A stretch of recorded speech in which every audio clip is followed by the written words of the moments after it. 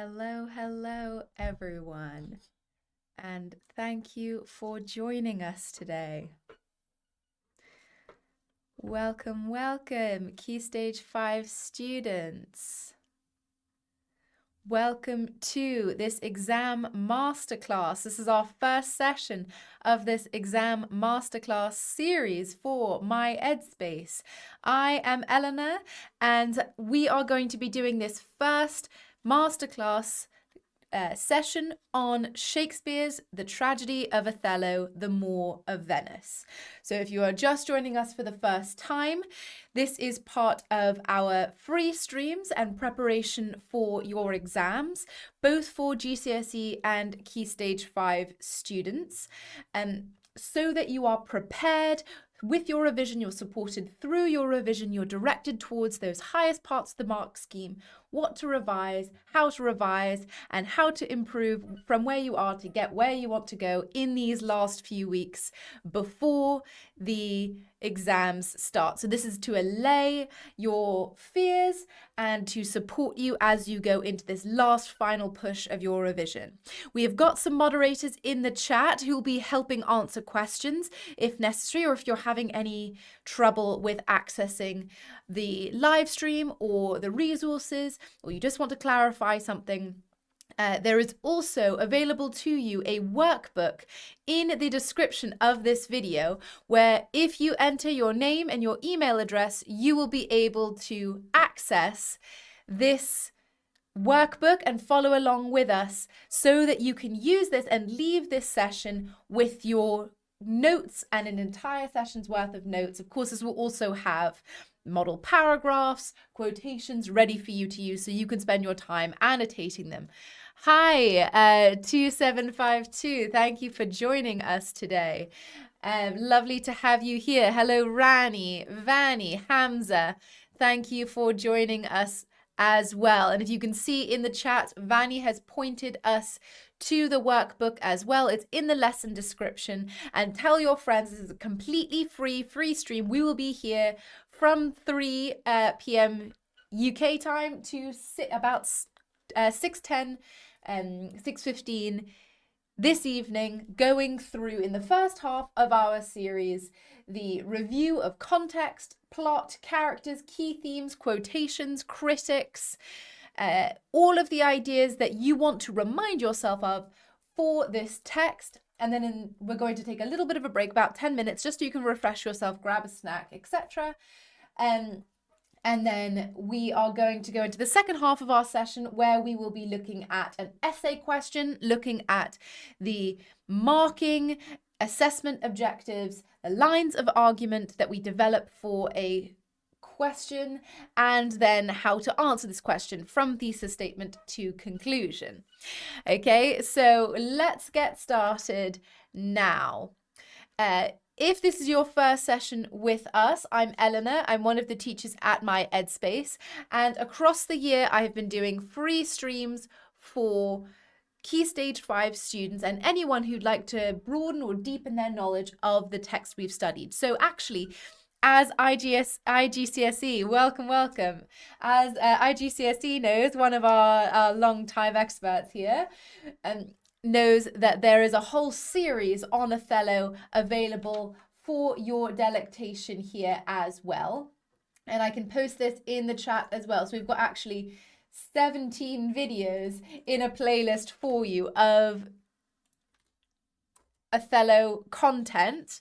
I've just sent you the playlist now in the chat as well. So if you would like to take a look at that as well, there are resources if you need to dip in and out of this session. It will also be available for you in perpetuity on YouTube, and we'll talk a little bit more about that going forwards. But just so you know, I've been teaching Key Stage 5 for a long time and hoping to continue to provide you with more exam masterclasses and support as we get closer to the time and exam season. Great. So first of all, let's think. What do we know about Othello? What do we know about Othello? The videos apply to questions about Iago. Hi 2752. There's a whole hour-and-a-half video on the character of Othello, of Iago. There's also one on Desdemona, and then there are many on themes, a lot of which address Othello and Iago and specific characters like Brabantio directly. Wonderful. Okay, so what do we know? Let's take a mind map here and put any ideas into the chat as to what you know about Othello thus far, just as a remind ourselves, and also to check in, because of course we have some new people here today, what people know about Othello. Okay, I can see in the chat people typing already. That's fantastic. Yes, we know it's one of the Shakespearean tragedies. That's a good start, especially with the title here, right? Shakespearean tragedy. And if it's a Shakespearean tragedy, that means the protagonist, the tragic hero, Othello, will die here as well. Or will have his hamartia destroy him. So he will go on this path or trajectory of destruction. We'll have hamartia of some kind. Remember, that is the fatal flaw of a character. And they will be destroyed at the end of the play. Salma, very good. Inspired by Cinthio's A Moorish Captain, one of the short stories in Giraldi Cinthio's Gli Hecatomithi, very good, also known as Desdemona and the Moor. So it's inspired by an Italian short story, yes, by Cinthio's. Gli Hecatomithi is the collection. A Moorish Captain is the short story here.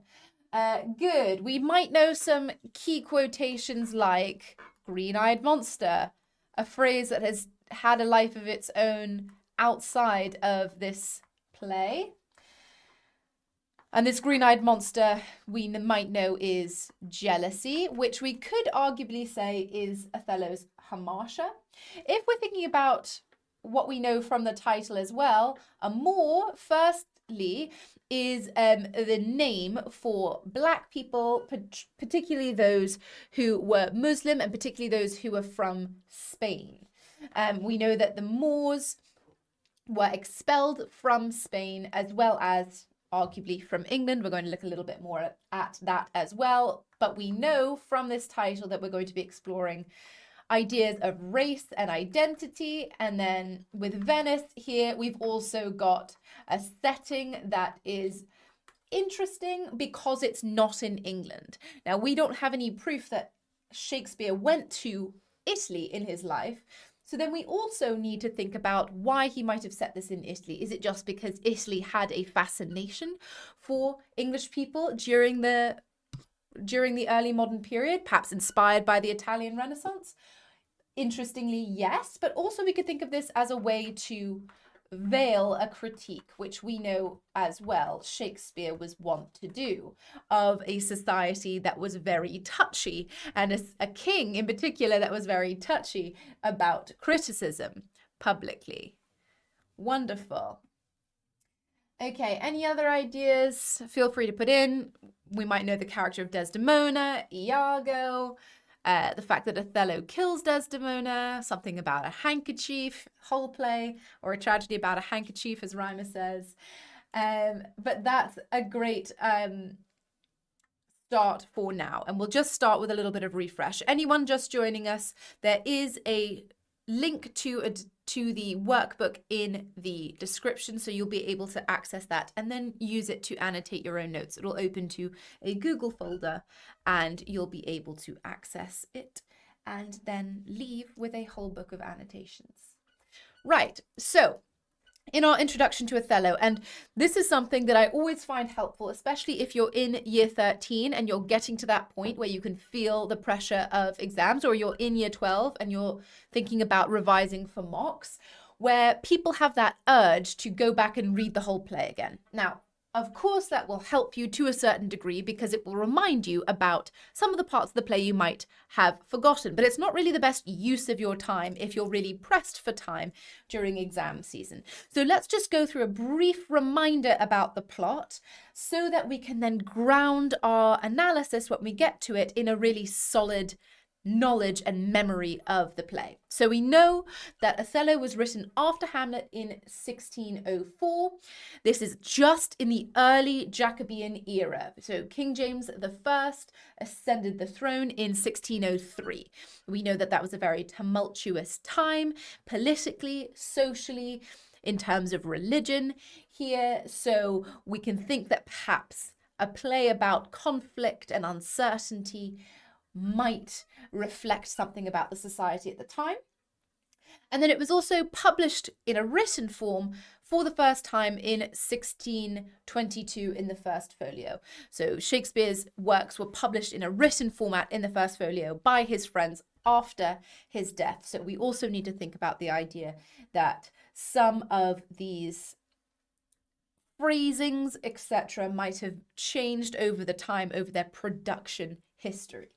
I'm going to read this little summary and you just take a moment to remind yourself of the play and then think about that question in blue as I read. And feel free to put your answers into the chat of why Othello, why in 1604, in the beginning of the Jacobean era, in the middle of Shakespeare's most successful and productive period in his tragedy era. Okay? So, Othello, a celebrated and respected Moorish general in Venice, has just secretly married Desdemona, the most beautiful and beloved daughter of Brabantio, a respected Venetian noble. This transgressive but seemingly passionate marriage sends shockwaves through the rigid social order of the Venice elite. His ensign, Iago, is also furious that Othello promoted his dear friend Michael Cassio to be his lieutenant over Iago, who feels that his experience and companionship have been overlooked. Iago's jealousy and rage drive him to destroy Othello by insinuating that Desdemona is unfaithful to him with Cassio. Iago's manipulations drive Othello first to doubt Desdemona and then to his own self-destruction, as he disregards reason and allows his unchecked emotions to rule him. Othello's jealousy, ire, and self-deception culminate in his murder of the innocent Desdemona. When the truth is revealed, Othello repents and commits suicide in penitence for his actions. Iago's deception is revealed by his wife, Emilia, who he kills in retribution, or in punishment, in revenge. At the end of the play, Iago, still unrepentant, awaits a trial for his actions. The tragedy Othello reveals how even the most innocent and loving relationship can be corrupted by mistrust, misplaced loyalty, and the influence of others. So let's think, why Othello? Why in 1604? In the chat, feel free to put any ideas. Absolutely fair to just have a go and see what you think your answer would be. Try it out, because I'm happy to send you on the right track if it's a little bit off. Just see what you know. Give us your ideas here. Okay. I can see some people typing. I'll start us off a little bit. So, as I said, this is the early Jacobean era. It was one very complicated by ideas of race, gender, religion, evil, Salma. Maybe Shakespeare is challenging racial and social prejudices during his time. Prejudice, of course, is such a key theme in Othello. Well done for pointing that out. Yes, it was a society really fearful of outsiders, of which Othello is quite a visual outsider in that his identity is as of a different race and arguably of a different religious history. The word Moor is associated with Islam. It's never proved that Othello actually was or is Muslim at any point. He talks about his soul in using Christian language, which suggests that he might be a convert. But it doesn't actually suggest anything. It's perhaps only the other character's prejudices that assume that because he's black, he's Muslim, for example. Any other ideas, feel free to put in the chat. let's think, what does this have to do with the zeitgeist or the mainstream ideas of the time, the mainstream culture of the time? And let's think about this, because this is important. We often get so worried about quotations and themes and characters that we forget that the strongest essays, the strongest analysis comes from the interweaving of these ideas, and thinking about these characters as actually reflective of ideas from the time period, or symbolic or embodiments of ideas about power, about gender, about control, about identity, okay, especially in their interactions. So why Othello? Why in 1604? Well, here are some ideas for us to think about. And let's think about Shakespeare first. As I said, Shakespeare's tragedy period included the writing and first productions of Othello. It also included, in this 8-year period from 1601 to 1609, Macbeth, King Lear, and Hamlet. So clearly, this is the work where we're using a lot of similar tragic ideas and a lot of similar tragic conventions, including a lot of the same literary devices and ways to shape meaning. So ideas of light and dark imagery, ideas of sin, motifs of poison, motifs of ideas of destruction and downfall. We can see that because in this blue box here, we've got the major themes of Shakespeare's tragedies more broadly.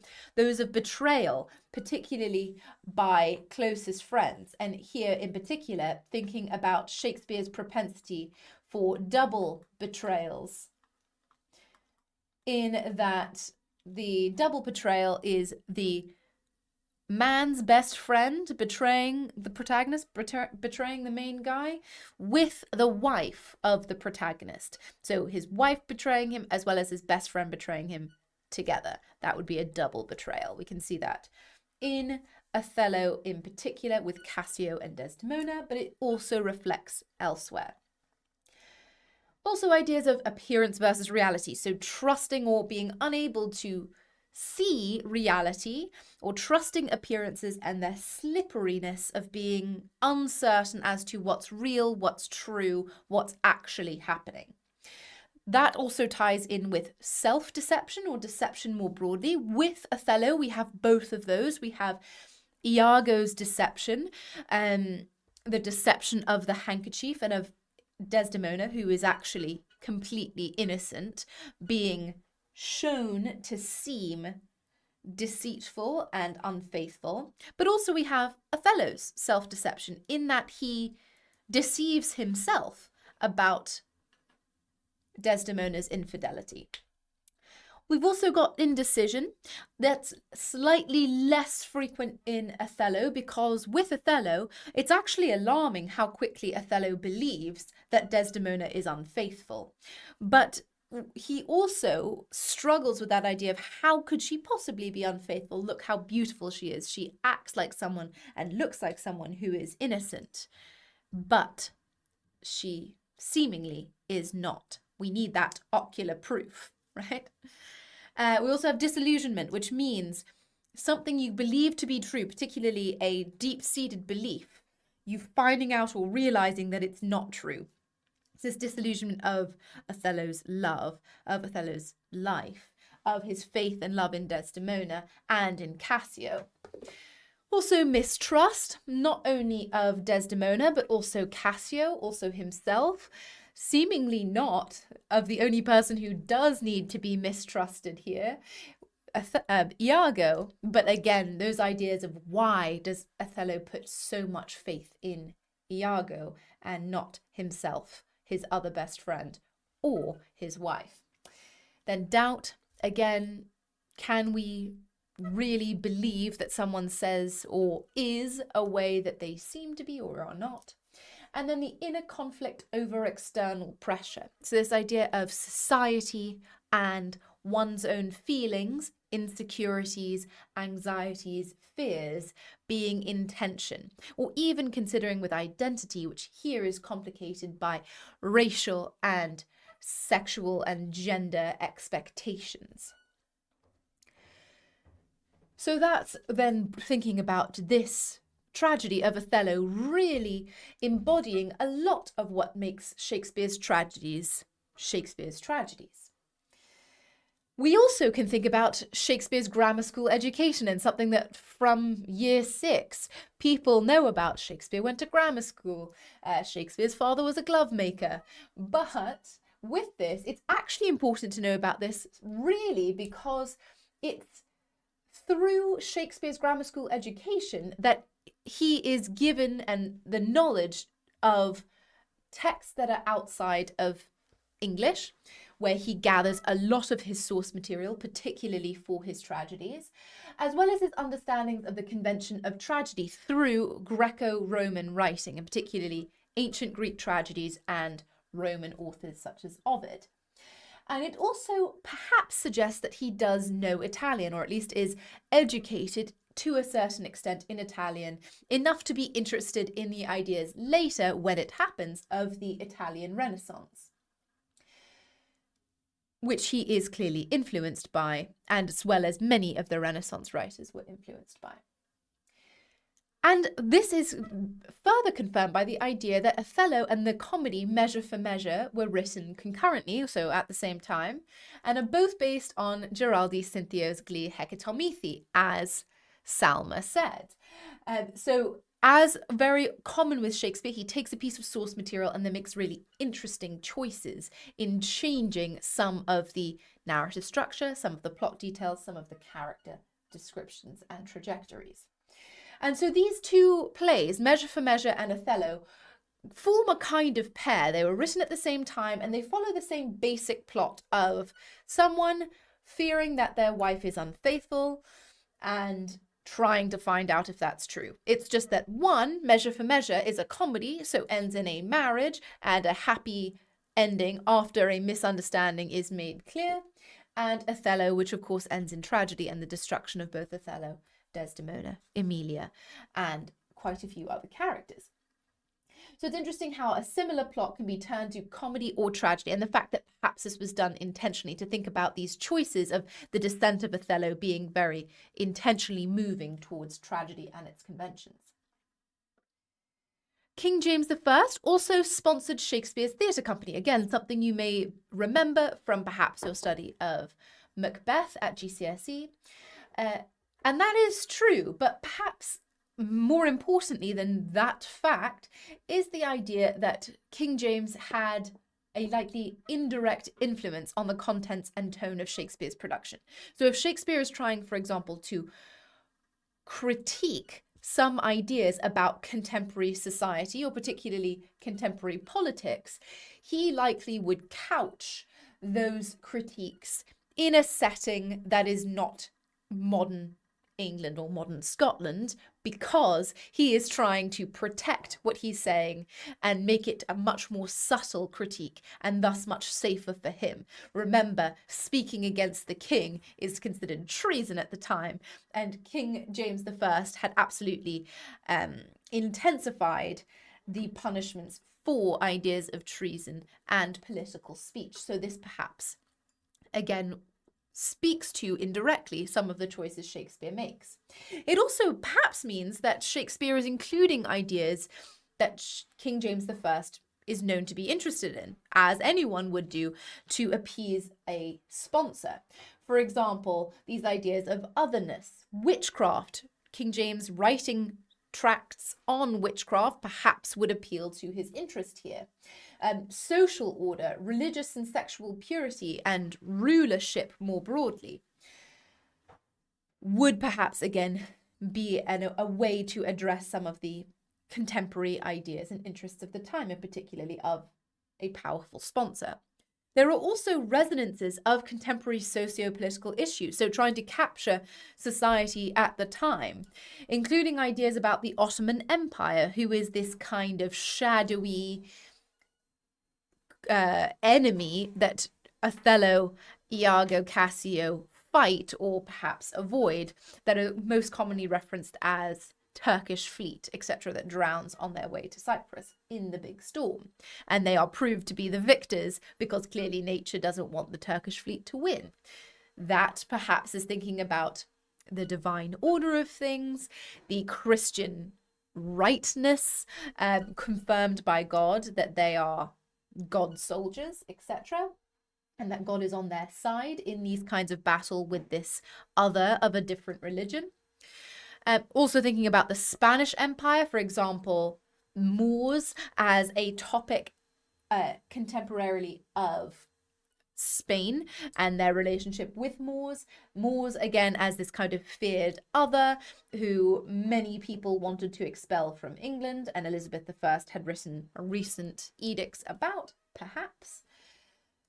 And then the age of discovery. So this idea of there being a real trend in writings about different places that were not England, and plays about discovery, and plays about colonization, and about going to places at the end of the world and encountering very unusual and strange and even quote-unquote barbarous things to happen there.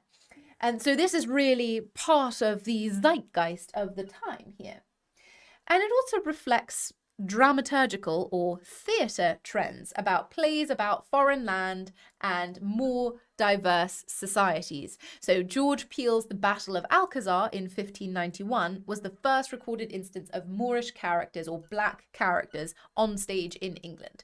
So perhaps if Shakespeare is inculcated into this drama world and drama society and kind of drama literati of playwrights, then if there is a trend in having black characters on stage, perhaps that's influencing this idea of trends in writing and Shakespeare trying to capture contemporary trends. And this makes sense because there were complex ideas about race, religion, social status, and especially in this story of a noble black person who marries into the Venetian elite. Notice, again, it's not in England, so Shakespeare is careful to suggest, not to suggest that something so transgressive could happen in King James's England, but these ideas of a more diverse society captured on stage were a typical thing at the time. And similarly as well, the 1599 bishop's ban and the censorship, and I'm quoting here from the phrasing of the bishop's ban, of scurrilous, seditious, and political or religious or political themes in plays. That's why the Globe Theatre, where Shakespeare produced most of these plays during this time, was on the south side of the Thames, because that was not in London at the time specifically. And perhaps also why his political commentary is couched within a foreign context to avoid the harsh punishment that a local setting might have or a more realistic society might have. And the setting as foreign, a different place. This was also capturing ideas about Italy, the Mediterranean, and other places even further away that explorers were encountering for the first time in the writings of the Age of Discovery, and perhaps on the stage for the first time. And these explorers were coming back and writing ideas that were absolutely based in prejudice and ignorance to a certain extent as well, of different places like the Mediterranean being hotter, and thus the people, as they were balanced by the four humours, having their blood boil more frequently, which was that they would act less inhibited, more volatile, and that everything was heightened, that there was more drama. So again, a way that the UK doesn't do things.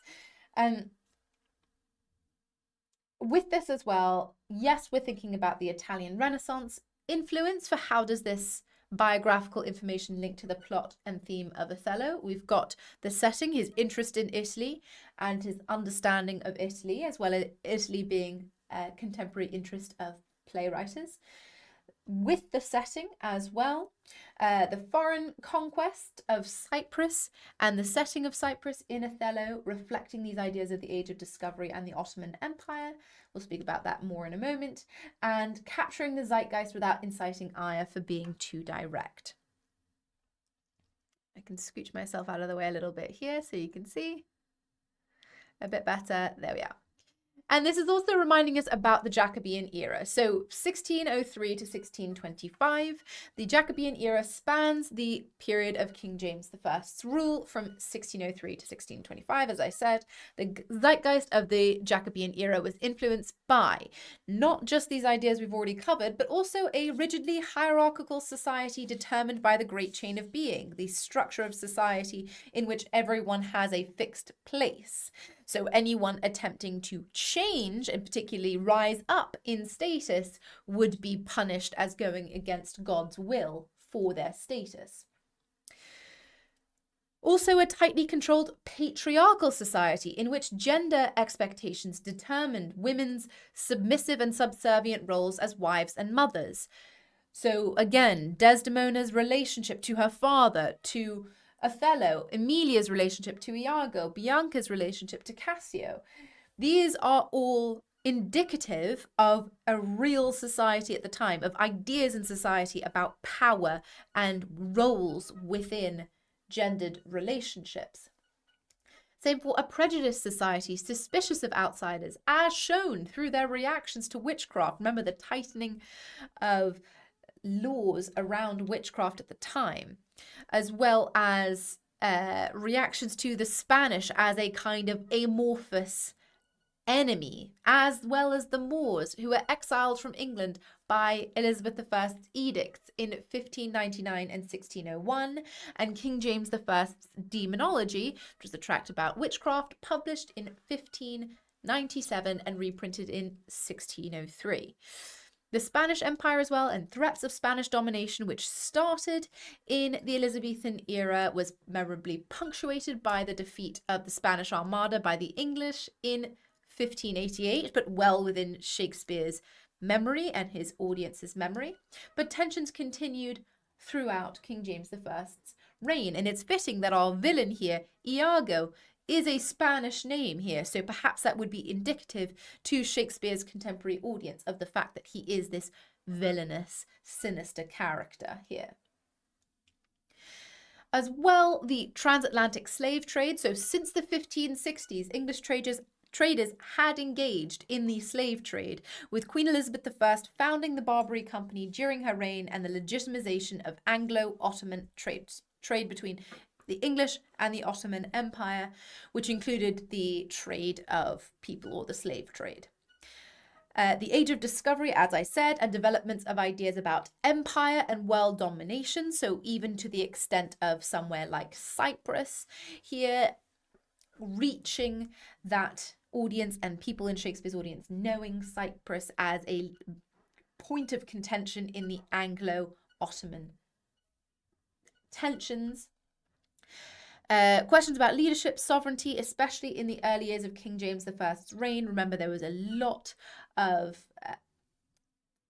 resistance to King James's reign, particularly by Catholics, and particularly in the early years where it was unclear whether he had actually had the highest stake and the clearest stake to the rule and to the throne.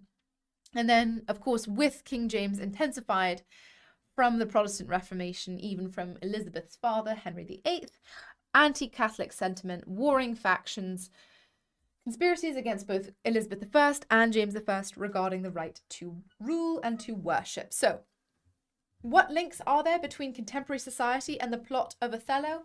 Well, we've got Othello's transgression in the social order of his marriage. We've got Desdemona being defiant, defying her father Brabantio to marry Othello secretly, perhaps the most defiant, subversive thing she could do. Speaking in public court, defending her decision and refusing to return to her father's house, and going to Cyprus with Othello, going to literally, in their minds, the end of the world with Othello to a war zone, rather than stay with and return to her father. The Venetians' responses to Othello, again reflective of these ideas about race and outsiders here. That would be natural to a Jacobean audience, and Shakespeare will then subsequently, knowing that, play with those initial reactions. These ideas of reputation, if we're thinking about this patriarchal society that makes male characters so volatile and so vulnerable to predation, perhaps.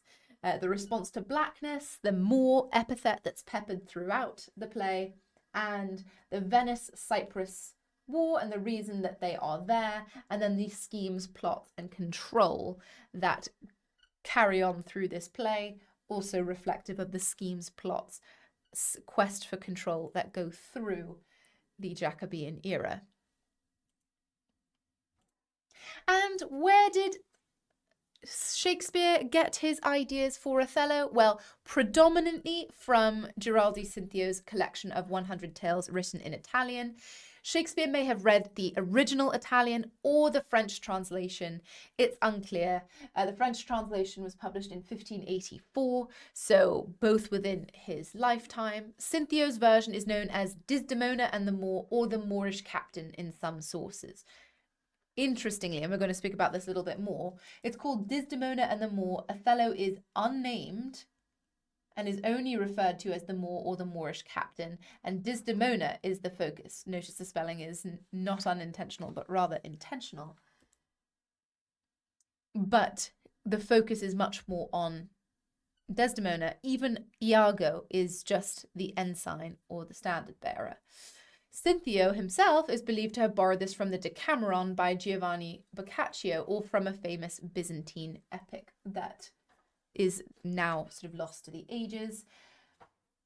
There is also significant similarities to the story The Three Apples from 1001 Nights, and there are tragic conventions of Greek playwrights Sophocles and Euripides and the writer Plutarch, whose text parallel lives inspired several of Shakespeare's plays, including Julius Caesar and Antony and Cleopatra. So though Othello isn't a real person the way that Macbeth is, or Julius Caesar is, or even King Lear is, there are ideas taken from tragic conventions and ideas taken from other sources, as well as from real conflicts like the War of Cyprus. And it's clear that he has this education that is based on these ideas, and thus when he diverts from these conventions or from the source material, it must be for a reason and not just because he doesn't know. He was also influenced by Roman playwrights such as Seneca and Ovid, whose work focused on the themes of love and transformation. So if you are joining us and studying this with AQA, then your paper is on love through the ages. So then that is indicative of the idea that even in Shakespeare's source material, this is a love story, and he is building this love story through. And so clearly it is an important focus for the text. Now, I said that the differences would be important. Here is a table showing you the differences between Cinthio and Shakespeare's versions here. In Cinthio's version, Desdemona and the Moor are married and live happy together for many years, whereas in Othello, they are married for a matter of hours and days. It's arguably sort of a roughly 3 days, 4 days, a long weekend. And the marriage is arguably unconsummated due to the constant interference and separation. We can talk more about that going forwards, but unconsummated means they never actually had sex. And there are racial, gender ideas that interplay there. But interesting that they don't have any chance to do that. Perhaps that's either capitulating to or problematizing the Jacobean anxieties about race there. Same with Desdemona and the unnamed Moor, or Capitano Moro, compared to Othello being the focus of Shakespeare's. He is the tragic history. It is his trajectory that centers the play, though Desdemona is also a complex character, arguably. In Cinthio's, the plot spans years, and the plot in Shakespeare's, as I said, a couple of days, possibly a week. There is a theory of double time that we don't have time, sadly, to get into today, but if you take a look for the theory of double time in Othello, which attempts to resolve how this could possibly all happen in such a short time. In Cinthio's version, Iago is in love with Desdemona, which is why he plots against Othello, which might be a surprise to you, because in perhaps the most well-known criticism of Othello by Coleridge, it's written that Iago has motiveless malignity. So he is evil and motiveless, in other words. And that's interesting because in Cynthios, there's a very clear motive. He loves Desdemona and Othello swoops in and takes her. That's almost justifiable for why he would want revenge. But in contrast, in Shakespeare's Othello, Iago says he's angry that Othello has promoted Cassio over him, potentially has had an affair with Emilia, but also seemingly hates Othello for untold other reasons that could be malice, that could be just pure evil, that could be racially based. It's hard to say. You have to argue that yourself because it is unconfirmed. And then in Cynthios, Michael Cassio, so the man with whom Desdemona is suggested to have committed adultery, is an unknown officer. So he's just some random guy compared to Othello's trusted companion and beloved friend, who he promotes and takes that extra step of faith in, possibly unfairly, to be his lieutenant or lieutenant, depending on where you're from. This idea of him choosing him perhaps because of a personal preference as opposed to a tactical military choice also speaks to this idea of double betrayal, of promoting someone who he took a chance on and who supports him most, but also perhaps revealing something about Othello's decision making here and where he puts his trust, of course. Same with Cynthio. The Moor is described as handsome but not necessarily old, whereas Othello is described as nearly 40, much older than the teenage Desdemona, who wouldn't be much older than Juliet or Hermia or any of those other Shakespearean heroines. So a teenager, and that difference in age perhaps being another difference in how they view each other and the power dynamic between them. In Cynthios, Othello, or the Moor, is tortured and killed by Desdemona's family, having been banished from Venice, whereas in Shakespeare's, Othello kills himself after having killed Desdemona and repented. So that's different as well, this idea of the tragic hero coming full circle here and killing himself, rather than having that kind of more justice with a capital J of being killed by the family of the people he's wronged, and aligns him much more with the Greco-Roman tradition of a warrior falling on his sword, etc., to commit suicide. In Cynthios, Emilia, Iago's wife, has no name, is just called the ensign's wife, and is described as evil as her husband. So interesting if you go to Emilia thinking that she is someone who is powerfully subversive, try and say that 5 times fast, because in Shakespeare, she's an independent thinker. She provides quite a clear commentary on the role of women and the guidance and clarity she offers to the more idealistic, romantic, and confused and perhaps naive Desdemona. Really shows the contrast between them. And she also defies her husband and sacrifices her life to defend Desdemona, and says, lie me by my mistress's side, for example. This idea of the sororal bond or the sisterly bond between them being really important in Shakespeare's, compared to it being non-existent in Cynthios, suggests a real choice here. And perhaps most interestingly here, because this is where we get to our writer's intention, is that in Cynthios, the moral clearly, and there is even a kind of disclaimer to the short story, that beware the tragic ending that befalls young women who disobey their parents. So this is the moral that blames women for their defiance of their family, and essentially puts the blame on Desdemona for her death because she married someone she shouldn't have done in a way she also shouldn't have done. In contrast to Shakespeare's, which seemingly and arguably, or you can argue not, has no moral. We have the ultimate destruction of Othello, who arguably learns his lesson, though arguably does not. And we are left to wonder, do we blame Othello, Desdemona, Iago, everyone, no one, society, for the destruction that takes place? And that's something to think about as well, particularly for why might Shakespeare have made these changes?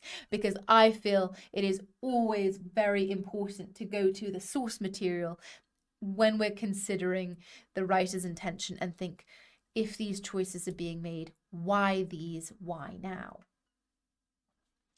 Let's think a little bit about context now. And for anyone just joining us, I can see a couple more people have popped into the stream. Feel free to download the workbook. All of the information is there for you as well, so you can follow along with us. Let's think about some ideas about context that we can then apply into our writing when we get to a essay question in the second half of our lesson.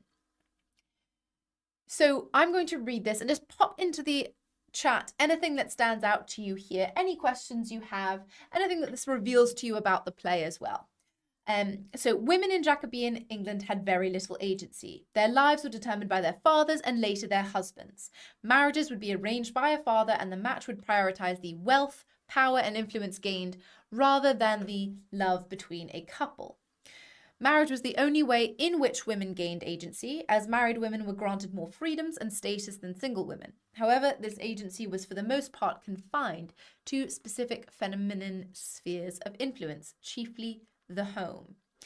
For example, the scenes in which Desdemona and Emilia exhibit sororal bonds, as the more experienced wife Emilia shares marital knowledge with the young Desdemona and offers advice for wives on how to get what they want from their husbands, including trickery, deception, using their body, etc. It is here too that Othello and Desdemona discuss their marriage without overt external influence, though seemingly we already have that change internally with Othello's jealousy. However, marriage also made a woman and her dowry the property of her husband. Women were also considered the weaker sex who needed both physical and moral protection from their husband, a belief that stemmed from the fall of the biblical Eve. The husband was considered head of house and had to provide for his wife and their children.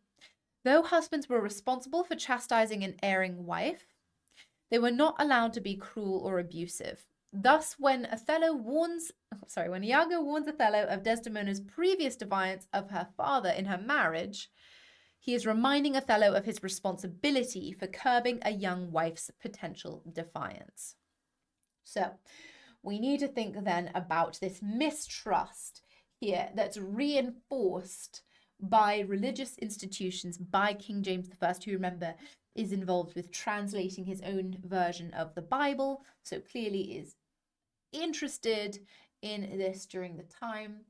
We also need to consider the transactional role of women who, through their exchange from one man to another during a marriage, means that power is gained by both men, and women, and chiefly their virginity, is exchanged so that they can have both men can gain power, status in society.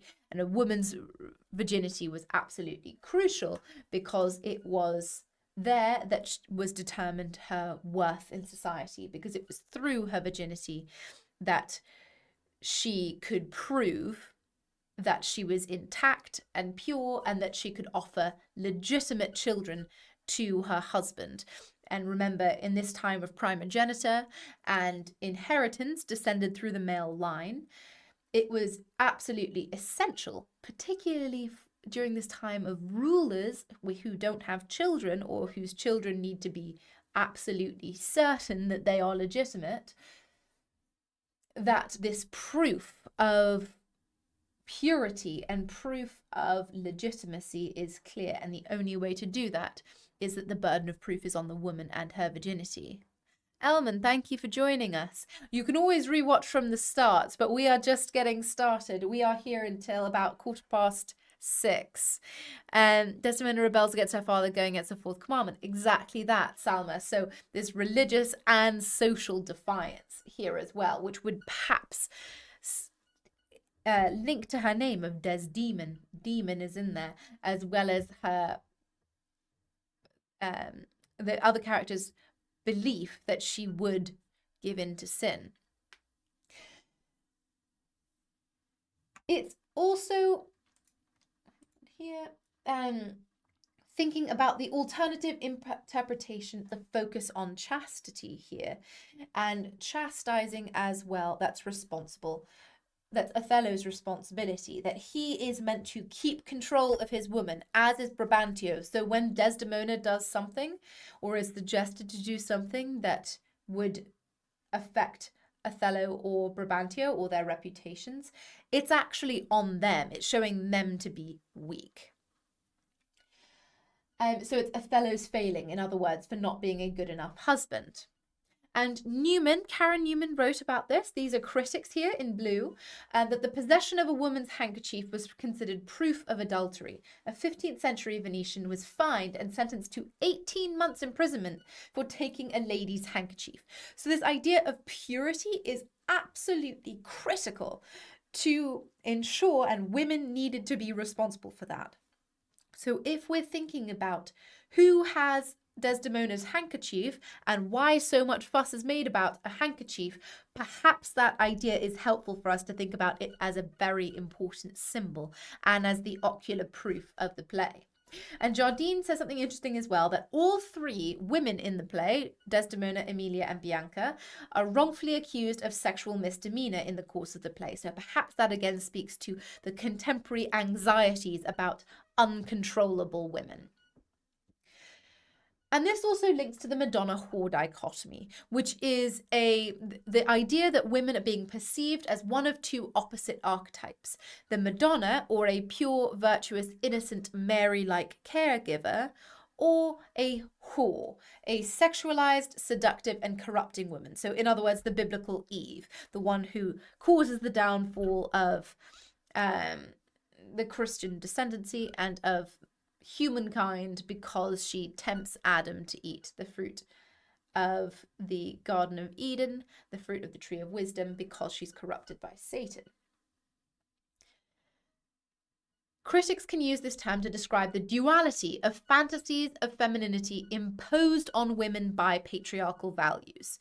The reductive nature of this binary denies women complexity or agency, as it forces them to embody only one of these archetypal figures. So, in other words, this is a theory and a concept of thinking of how patriarchy defines women as one of these two things, either Madonna or a whore.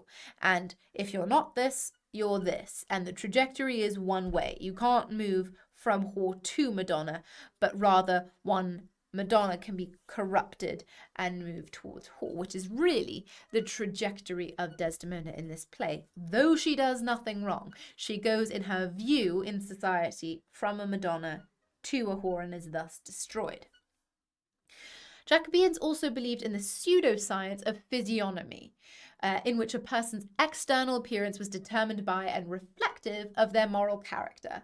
So part of the anxieties about appearance in Othello reflect the concern that Desdemona's external beauty and seeming purity might mask her adultery and deception. So in this time, people didn't wear makeup because that was considered a form of deception, because you were making yourself look like something different than you are.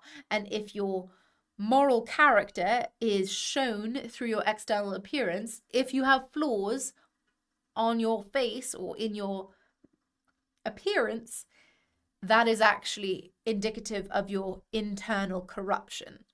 So if you're painting your face or using makeup, then you are trying to hide the flaws in your characters and you're actually deceitful. So anyone who is using makeup or trying to hide their appearance in any way or putting on this mask of beauty would be considered both morally corrupt and perhaps aligned with sex work. And this is all interesting if we think about feminist theory, and feminist theory is defined here as the analysis of the inclusion and presentation of women and other genders in text, particularly attuned to the historical and socio-political systems of oppression and institutional inequalities in patriarchal systems.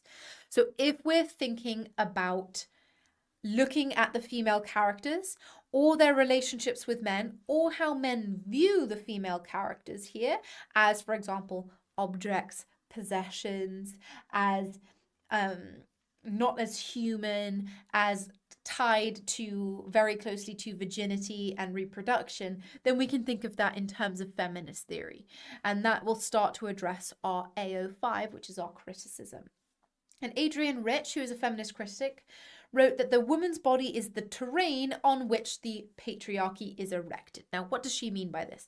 She means that women's body, and particularly women's lives and physicality, men, in order to preserve the patriarchy, have to oppress. And they have to control women's bodies in order to build up this idea of patriarchy. And that it is by controlling women that patriarchy is able to continue, right? If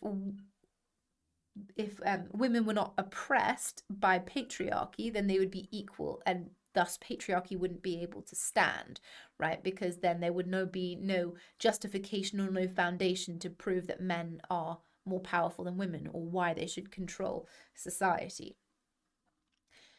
So then we can think about this quotation. Even though Adrienne Rich didn't write this about Othello, we can think of this as applicable to Othello, right? That, for example, Desdemona and Emilia are sacrificed for the sake of male reputation and because they defy male expectations. And thus, in a patriarchy, their sacrifice is considered justified.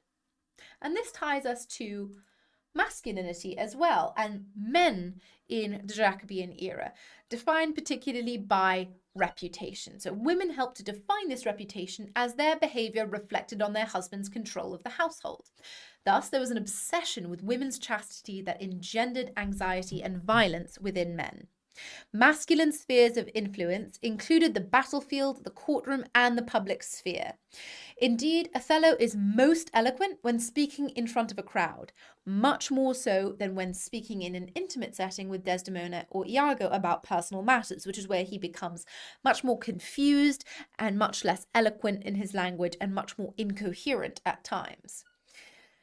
Even we can see this in the final scene where he returns in his final speech to this elegy for himself, where he returns to this beautiful phrasing and crafted simile, etc. Indeed, Emilia and Desdemona's presence in the masculine sphere of Cyprus, the rough boundary between civilization and uncivilized chaos, actually perhaps suggests that they are already being subversive and that their presence is something that drives both them and the men around them to distraction or to chaos or to disorder or madness in some way, because anything is possible, the same way that strange and uncertain things happen on the moors in Macbeth and in the forest in A Midsummer Night's Dream. LP, is this why Emilia is always opinionated re marriage, men, women, and wives? Perhaps, yes, and perhaps because she is speaking from the domestic sphere and to another woman, an inexperienced wife, that she is shown to be this kind of authority on the happenings of a marriage inside of the marriage, but she doesn't do this in public. And when she does speak against her husband in public or speak as though they're equals, she is killed for it. Hi, Rani. Thank you for joining us as well. Elman, you're welcome. Okay. And then thinking about cuckoldry. So cuckoldry, or being a cuckold, describes a wife's infidelity towards her husband. The popular image of a horned man was particularly popular on Jacobean stages. Many explanations exist about the horns themselves. So one of them is that a horned creature cannot see their own horns. So think of antlers for a deer. They can't see their own horns, just as a cuckolded man is usually unaware of his wife's infidelities, even if everyone else knows. So again, that speaks to the public sphere of embarrassment and masculinity, that masculinity here is about performativity and comparison with other men. And regarded as the weaker sex, women, that's women, were mistrusted by men to control themselves sexually and morally. So it was men's job to control women. And the damage cuckolding would do to a man's reputation would be severe. As Greenblatt describes, it was the most horrible of mortal sins. So the worst possible sin, more detestable than homicide or plunder. So worse than murder, in other words, here. Perhaps LP, anxiety around cuckoldry, anything to do with raising another man's child? Yes. So if we're speaking, as we said previously, about legitimacy and proof of legitimacy, like virginity tests with marriage, and we'll talk about that more when we get to the marriage bed and contamination. But we're thinking about the fact that the onus of proof was on women and their virginity, which is why there was such anxiety about control of women's sexuality, because it would influence not only men's power and reputation in society, but also their power into the following generations. So they would both lose their power and reputation as a man themselves, but also their power, status, land, etc., would also pass into illegitimate hands. And the only way really that men could guarantee power across different generations was to establish this line of descendancy. And interestingly, this is also contemporary fear, though it was also very common on Jacobean stages in a joke format. In the Jacobean mind, it also justified severe and mortal punishment against the woman because they had caused this social homicide. So Othello views his behavior and the murder of Desdemona as absolutely justified. He uses the word justified until it's revealed it's not true, and has no regrets until he has multiple people, including men, prove what Emilia and Desdemona are saying here. In that, Desdemona's word itself is not enough.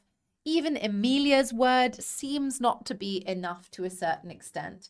And in a way, by even making him doubt her fidelity, Desdemona, in Othello's eyes, has murdered him. And that's why perhaps he describes himself as already in hell. And interestingly, in the blue box, there is a quotation from a pamphlet from 1599. So from the same time period, just before the early Jacobean era, describing about jealousy, that it was felt more severely by men than women, because he feels withal a shame and infamy with such a blemish and dishonor as in no way or at any time repairable again. So this idea then that he is, or the man in the relationship, is completely and irrevocably tarnished and dishonored by cuckoldry or jealousy, and never can be fixed again. So in a way, he's destroyed. A little bit more context as to why Othello is so volatile about the subject, especially as he is antagonized further by race here. As in, his reputation matters more than hers, LP, exactly right. And let's take a look at how gender is shown here. We have Cassio, for example, describing Desdemona as divine Desdemona here. So thinking about her as idealized, as superhuman, in this kind of goddess, perfect deification, something to worship, something on a pedestal.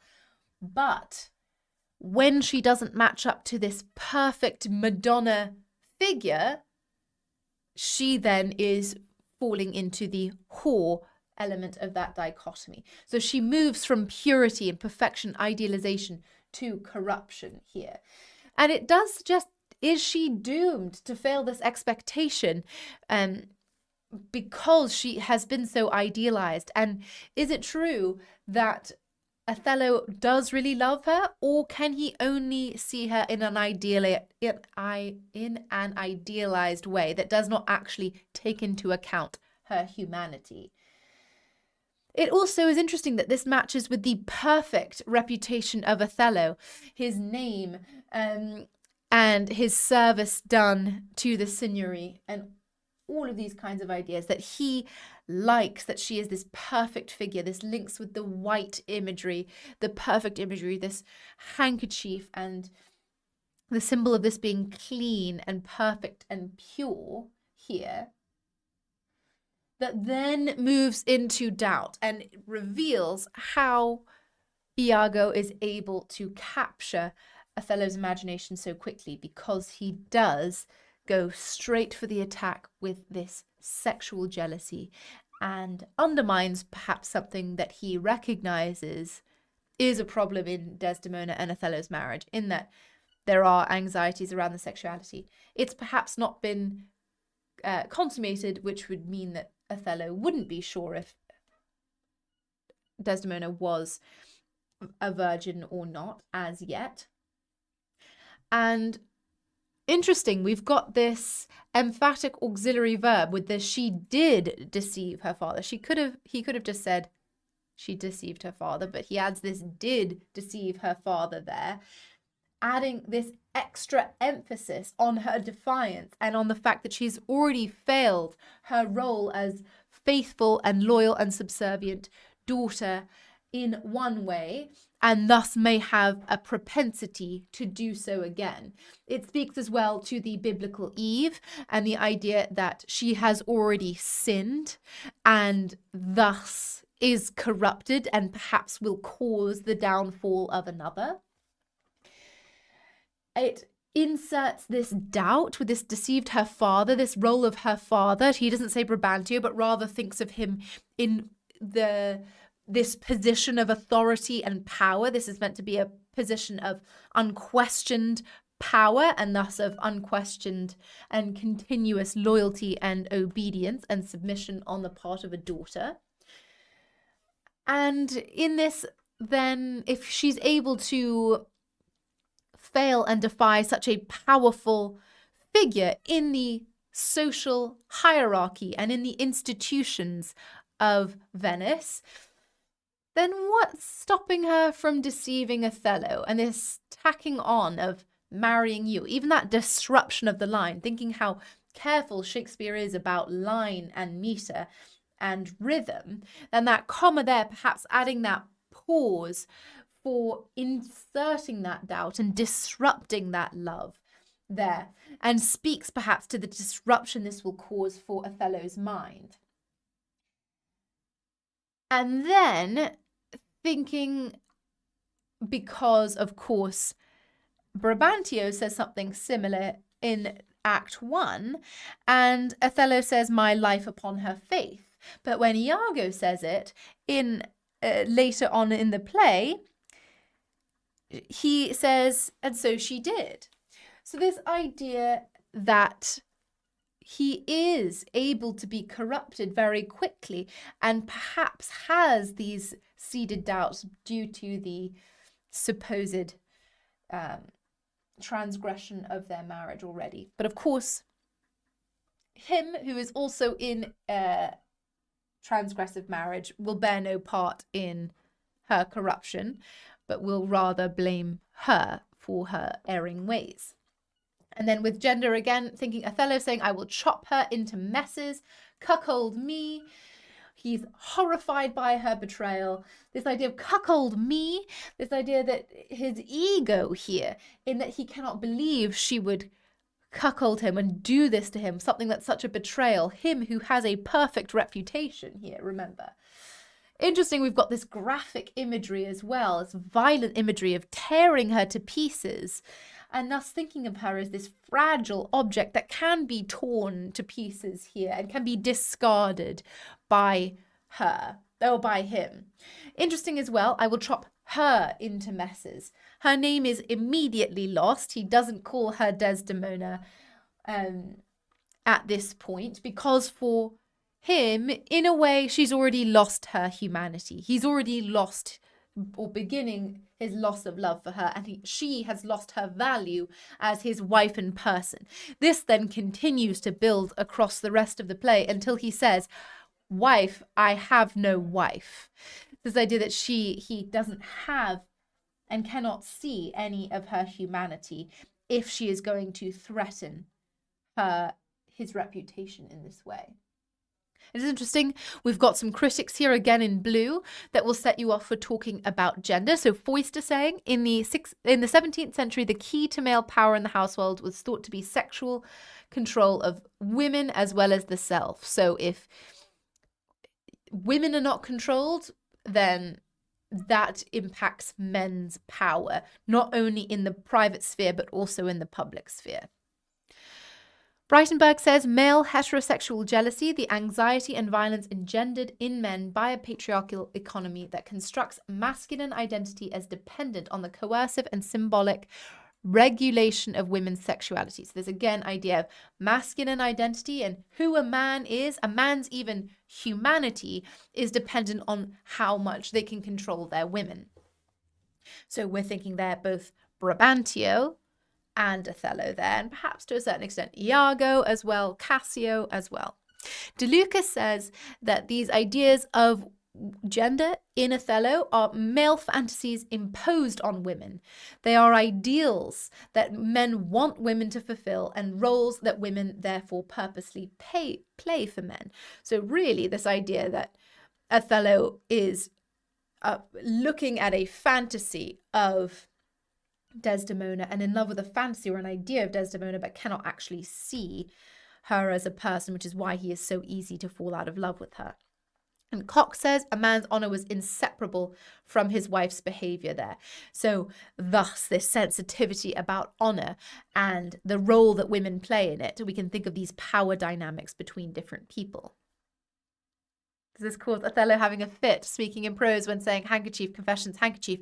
Elman, exactly that, of him being absolutely destroyed, becoming monstrous, losing his humanity when he thinks that he has found proof of her infidelity. Yes, and he has a fit. It's like he physically is sick and sickened and destroyed by it. And let's think as well about race, shall we? So here are some ideas about context with race in Jacobean England. So views of race in Elizabethan and Jacobean England were complex. To start with, it is widely believed that Queen Elizabeth I signed 2 edicts expelling Moors from England in 1599 and 1601 in response to fears that Moors would take the jobs of English people. So fears that were based on prejudice and racism, etc. However, this belief had recently been challenged, especially as Elizabeth's own household included several black servants and the Queen entertained diplomats from Morocco in 1600 as part of an ambassadorial visit from the Ottoman Empire. Despite this, and perhaps a little bit more exposure to blackness and to Islam as an idea and to diversity more broadly, prejudice and stereotypes of black and African people spread in England, possibly stemming from accounts of conquest during the Age of Discovery that included sort of mystical beings, cannibals, people who had very different religious, spiritual, cultural practices from the English, which again was a very insular country and a very sort of monotheistic and monoculture place at the time, as well as the biblical teachings of Noah's son, Ham, who's believed to be the ancestor of all African people. So Ham was the sinful son of Noah who happened to be black, and because he committed the sin of seeing his father naked, he was meant to be punished with hard work and drudgery and suffering, which thus aligned him and was used to justify slavery as well as this idea that this is God's will. And also spoke to this idea of the inherent sinfulness of this line of people that stemmed from Ham. We also need to consider miscegenation, which is the name for the interracial marriages and sexual relationships between black and white people. As sex within marriage was viewed as a process for reproduction, the concept of mixed-race children was often viewed as a kind of corruption of the white race. And mixed-race children consequently occupied a third space, as shown by the critics below. So this is from David Olusoga's Black and British. Blackness in the 16th and early 17th centuries was associated with the night, the supernatural, and the diabolical. The devil was depicted as black in innumerable medieval paintings and continued to be portrayed as such in Elizabethan and Stuart woodcuts. Stuart would be starting with King James I. To call someone black in Shakespeare's England was to insult them, not by any linkage with race, but because the colour itself was pregnant with negative symbolism. Was the blackness of Africans temporary or permanent, congenital, and inherited? What about the children born to interracial couples? Would they be black, white, or some other hue? So this ideas then of racial anxieties really being about corruption. And this idea of the devil being associated with blackness, and thus the devil sort of being brought into the white races and being a particular interest for King James I, with ideas like demonology, and the devil being a very real presence and fear for Jacobean people. Interestingly as well, for the Jacobean audience, as we will see, race was more about morals and moral character, so really based much more on physiognomy than it was on racial inheritance. So these colours of blackness being much more linked to physiognomy, so being linked to moral character than to the actual place that you're from. So there, if we're thinking of that, then we're fearing this idea of contamination, sin being inherited, transferable, contaminating, corruption, and ideas of monstrosity, especially with this idea of Othello and Desdemona's coupling. That's perhaps why it's described with so much graphic racialized imagery and racialized epithets, are these ideas of them having children and thus them creating this new kind of people to the Jacobeans who would be two things that they didn't know how to square. And these anxieties perhaps informing the setting. So there is a real anxiety and tension about the marital bedroom, which perhaps is why we don't really see Othello and Desdemona very much in private spaces, and perhaps again why the marital bedroom is the scene for the last play. One critic describes it as this kind of kaleidoscopic view as we zoom in from Venetian public court to this marital bedroom, perhaps reflects these contemporary fears of what the actual problem is, which is that miscegenation was taboo, it was transgressive, and it might create this idea of this new race that would be part one thing and part another thing. And if you have studied Macbeth, perhaps this could be comparable to something like Duncan's murder. So sex actually between Othello and Desdemona would, for a Jacobean audience, be as quote-unquote unthinkable as seeing Desdemona's on stage. Talking about Othello's descent into madness at a level, can you... Freud, the id and superego. Elman, I would be careful with that, because it seems that in recent examiners' reports that loads of people are using ideas from sociology or from psychology, likely as well because you're studying it at A level. But be careful, because I think you can talk about the same idea in a different way about thinking about Othello's monstrosity. Instead of his id and his superego, rather his internal desires or his anxieties, perhaps, that were already inside, being let loose. The monstrosity. I don't think you have to go as far as Freudian analysis unless you're thinking about the interpersonal relationships and his role as an outsider, his sensitivities, etc.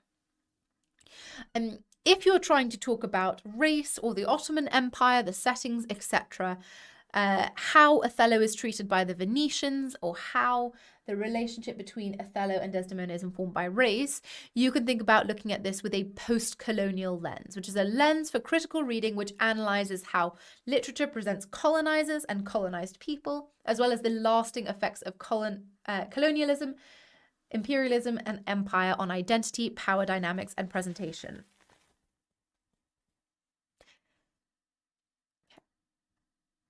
And here are some places where we see this in the text.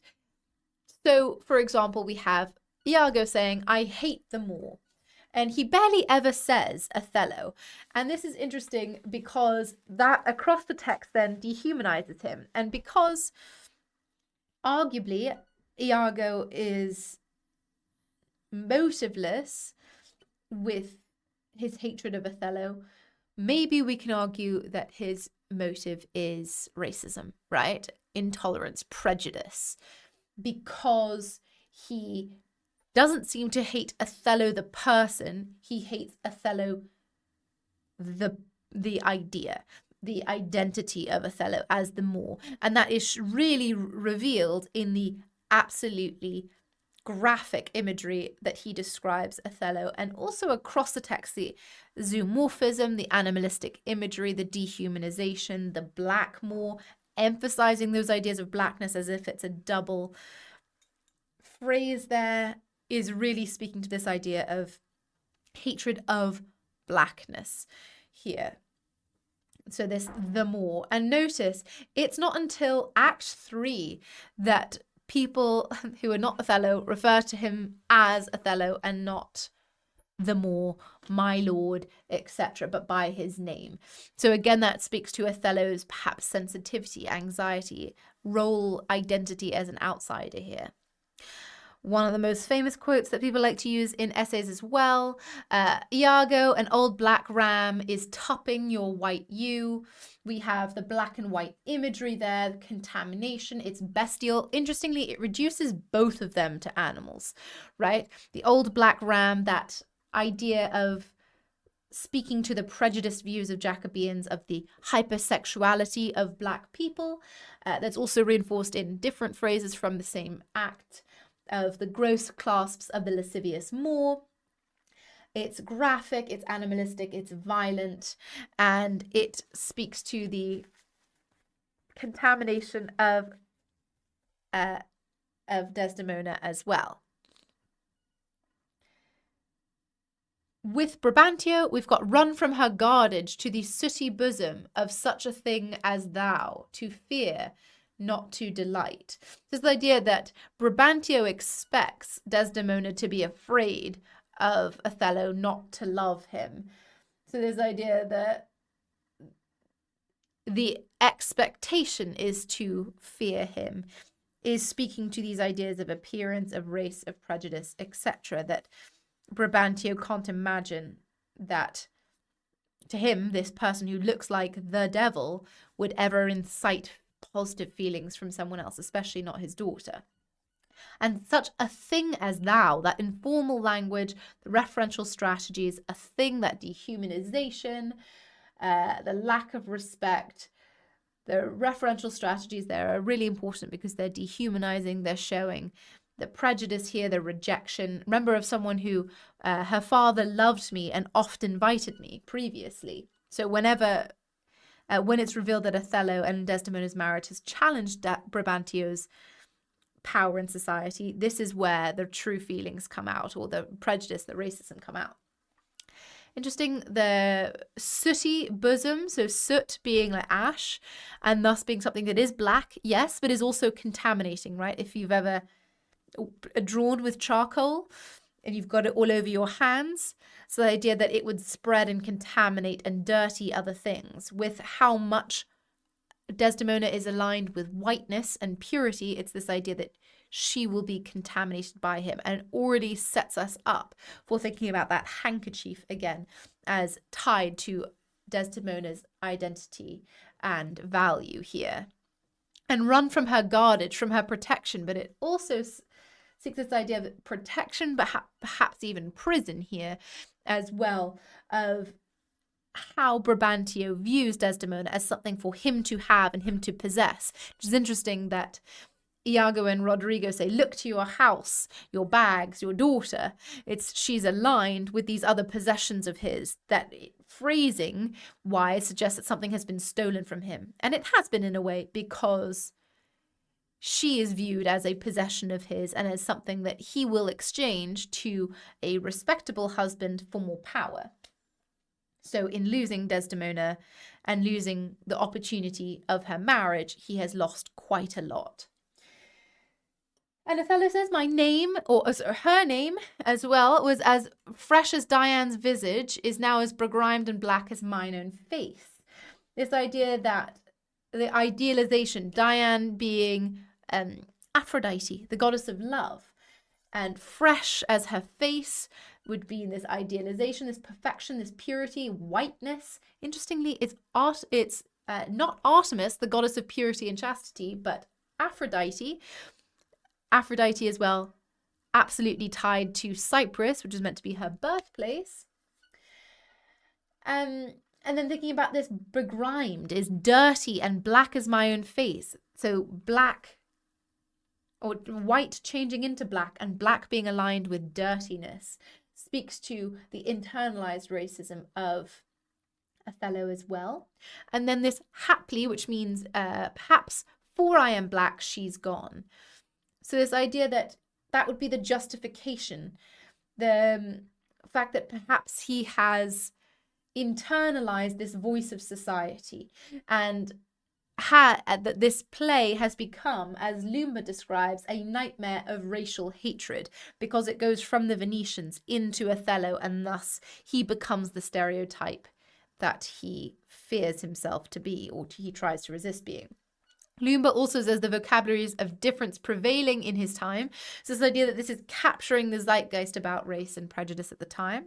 Strother says Othello's opponents refer to him oftentimes as simply the Moor and use other slurs to avoid saying his name. And indeed, it's not until Act 3 of the play that someone addresses Othello by his name, so indicative then of capturing the voice of society and Othello's presentation in society. Oakrey says Othello must be viewed as the white man's myth of the black man. So that idea of hypersexuality, lasciviousness, volatility, anger, murderousness, etc. is not linked to actual identity, but rather to the projection of prejudice. Hogan says the most devastating tragedy is that in the end, Othello himself comes to believe Brabantio. So the internalization there of the racism, first said by Brabantio, repeated by Iago, and then reflected in Othello's own language.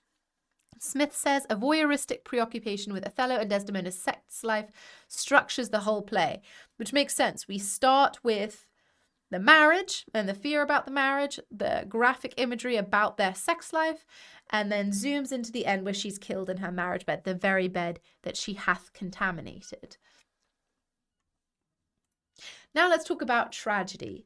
So this is just to indicate how Othello is based on real conventions of Greco-Roman tragedy. It begins, for example, in medias res, in the middle of the plot rather than at the beginning. And this is important because we don't see Othello and Desdemona's courtship.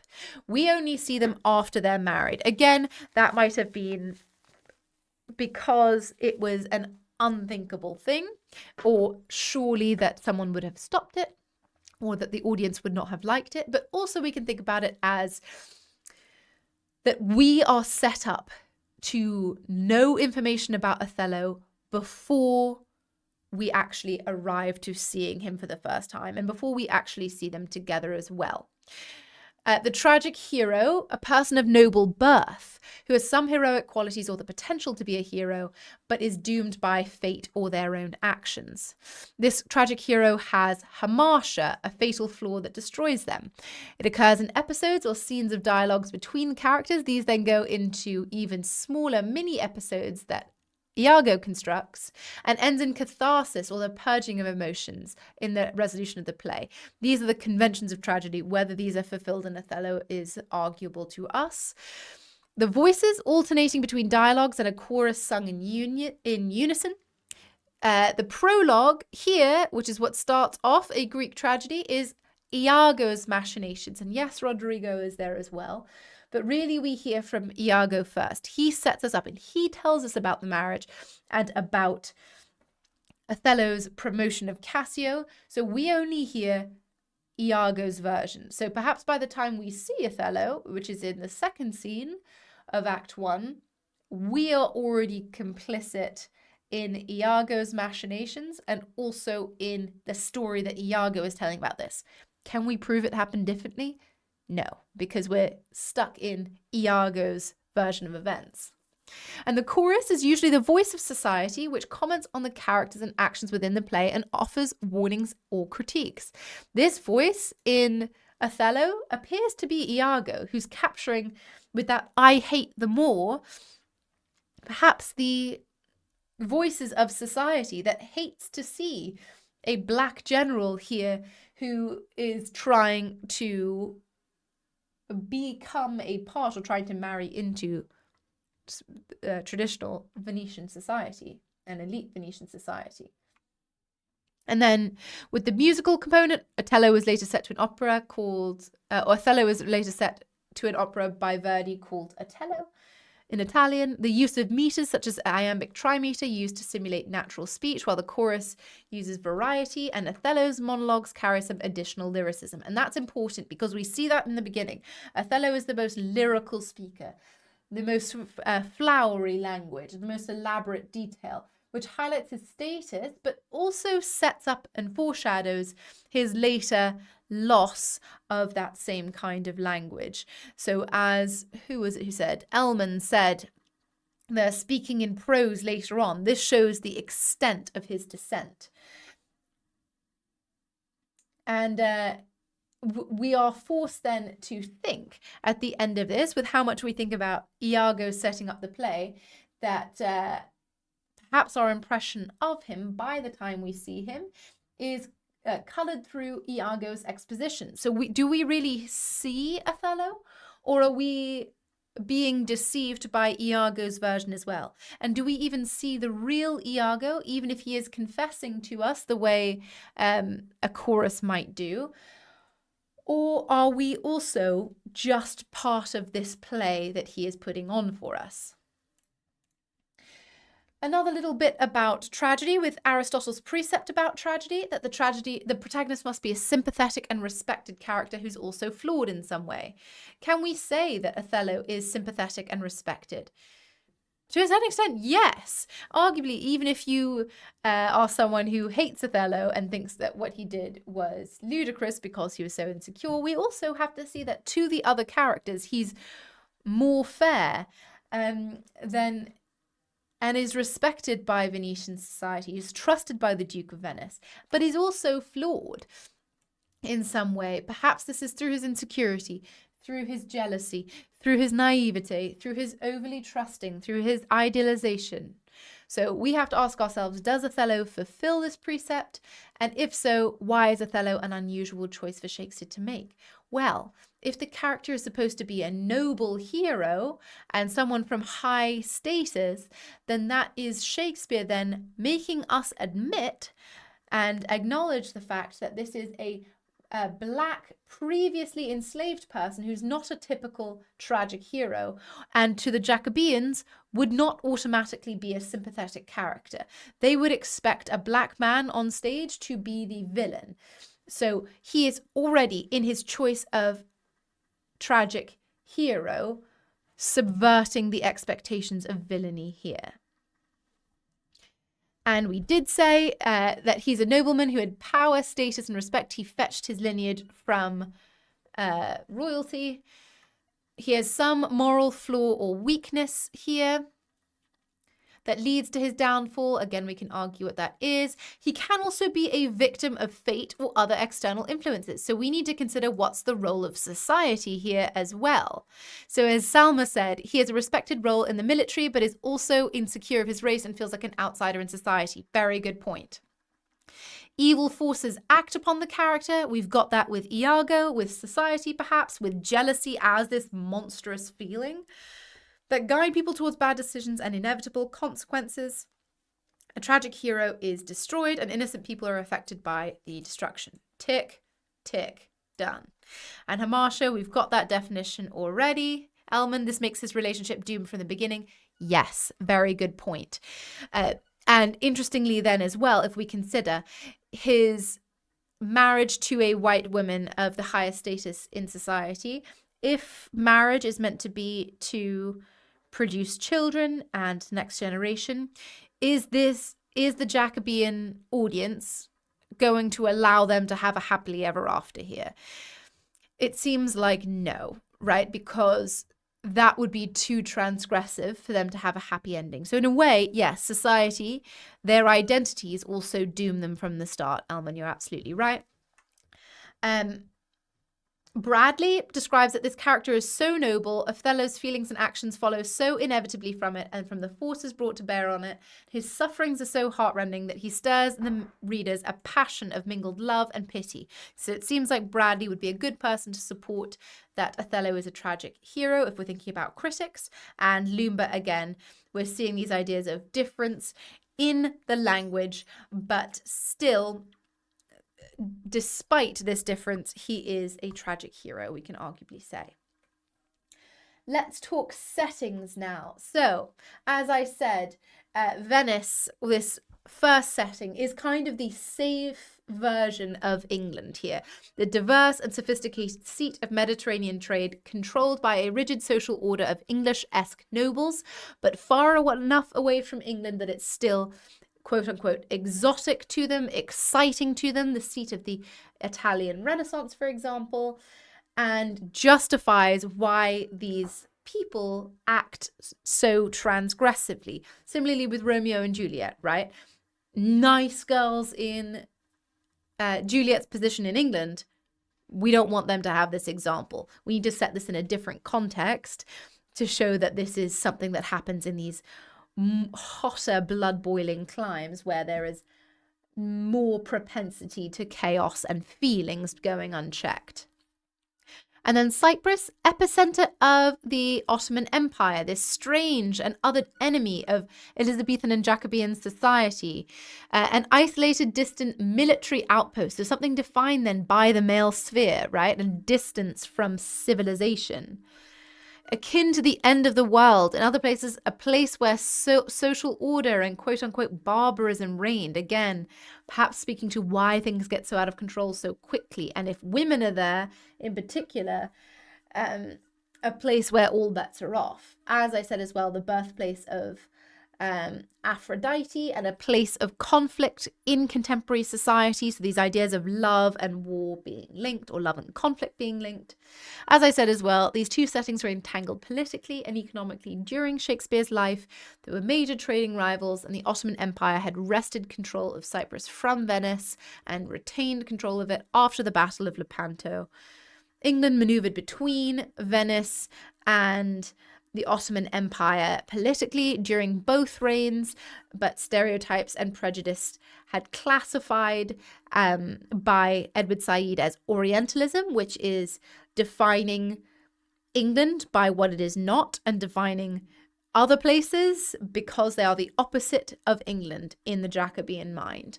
This idea that stereotypes and prejudice still reign and dominate over how they view these places. In what ways do these settings align with the plot and tragedy of Othello's downfall? Well, we see as we move from Venice to Cyprus this trajectory from reason to madness, from status to downfall, from love to lack of love, life to death, fame to ignominy, order to chaos. This idea of away from home, more rash or more natural. Is this what people would be like if they didn't have this reigning civilization of a good king and a good Christian king like King James I? This idea of lawlessness, they're away from God at the end of the earth. Here we have our characters as well. Our main characters with a little mind map to keep you clear as to who's who. And then this dramatis personae, which is the list of all the characters here. You will not have the as the focus of your essay the Duke of Venice, Graziano, Ludovico, likely not Roderigo, Montano, the clown, though the others I have seen as referenced to in questions, including Bianca as a kind of opening for thinking about how women and are in relationships, or difference of womanhood. So we can think of them, for example, as alternative interpretations with Emilia and Bianca, perhaps. The same with Cassio. Rodrigo are ideas that are very different to Iago and Othello. But you can use those minor characters, of course, still to talk about power, society, status, defiance, and love. So thinking about those as ways to not forget just about Othello and Iago. And I've seen in previous examiners' reports that when we think about these characters as actually indicative and representative of ideas, and thus can link the more of these minor characters into this idea of power dynamics, for example, then we can show more nuance and ultimately gain more points here. So let's look at some characters. We've got Othello, the noble Moor, and think about the juxtaposition in that epithet there, right? Of these ideas of nobility and power and status, also linked to race and otherness and identity in a way that really shows the duality of Othello's character as well. You might have seen in some of my short form content as well, this idea of Othello's name here. And this idea of hell, is that a reference to his identity, his link with evil, or his monstrosity that's perhaps always been inside him but been provoked or let loose? Or is that he is doomed to hell as a result of his fate, or this evil character acting on him and thus driving him to this conflict of hell? Let's look at a couple of quotations here. So he starts off, I fetch my life and being from men of royal siege. Now this sounds like, as Othello does across Act 1, as someone who's very confident, and pairs with the Duke's impression of him, which is as someone far more fair than black. He's a general, he's got a perfect reputation, he's done some service to the Signory. And we see him then as someone who is really the embodiment of Jacobean masculinity. He is powerful, he's successful, he's brave, he's noble, he is a general, he's won wars, he's trusted by the government, he's the leader, he's shown to be everything that people want to be. But interestingly as well, he uses this to defend why he's able and feels like he can marry Desdemona. And this pairs with some other parts in Act 1 that are interesting, like rude as I am in speech. So thinking then about, is this actually confidence, or is this insecurity about his identity and about his status in society as an outsider that he feels he needs to overcompensate and justify, and thus that his anxieties are there from the start in terms of his position in society, and perhaps why he's so vulnerable to predation by Iago and to the suggestion of infidelity and its effect on his reputation. As we said as well, happily for I am black, he's gone, or she's gone. This idea of insecurity, she immediately believes that this internalized racism here, fated love that even he seems to think is fated, that it's not possible that she could love me. As Elman said, relationship doomed from the beginning. This fretful, paranoid state. Already he is doubtful. And he immediately believes, on very little suggestion from an insider of Venice society, that Desdemona would be unfaithful to him.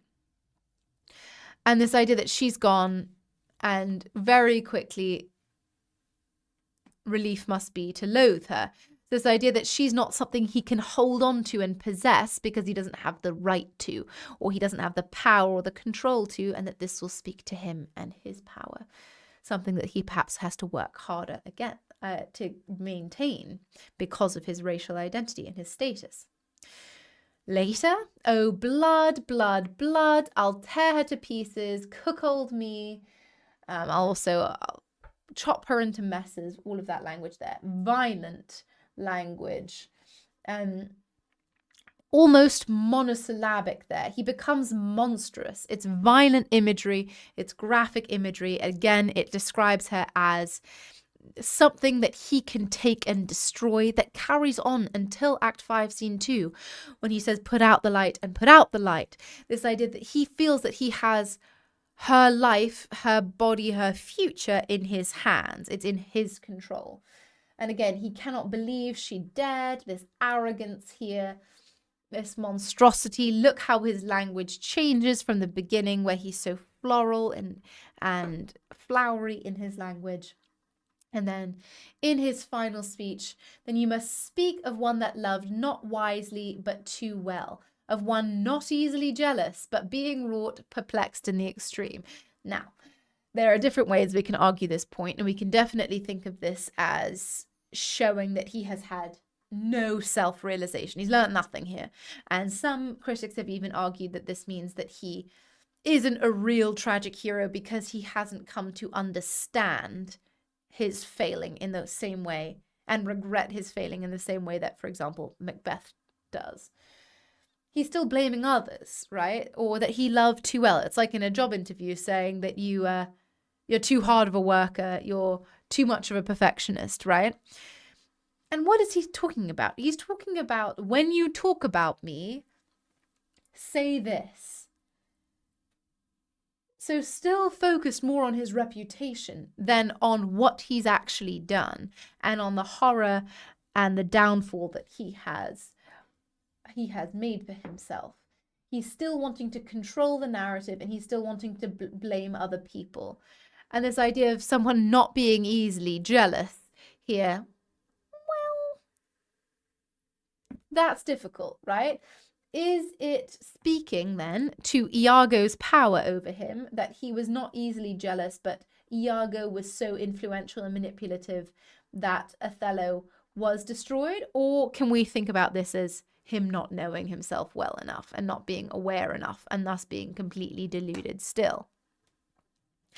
Elman, thinking about, don't some critics say that his suicide is his last attempt to escape reality by turning his crime into a poetic narrative? Yes. He's also in a way trying to write his elegy, right? He's kind of putting himself on trial here, determining that yes, he deserves to be killed, but he's also kind of rewriting the narrative, again, showing this last clutch at control here.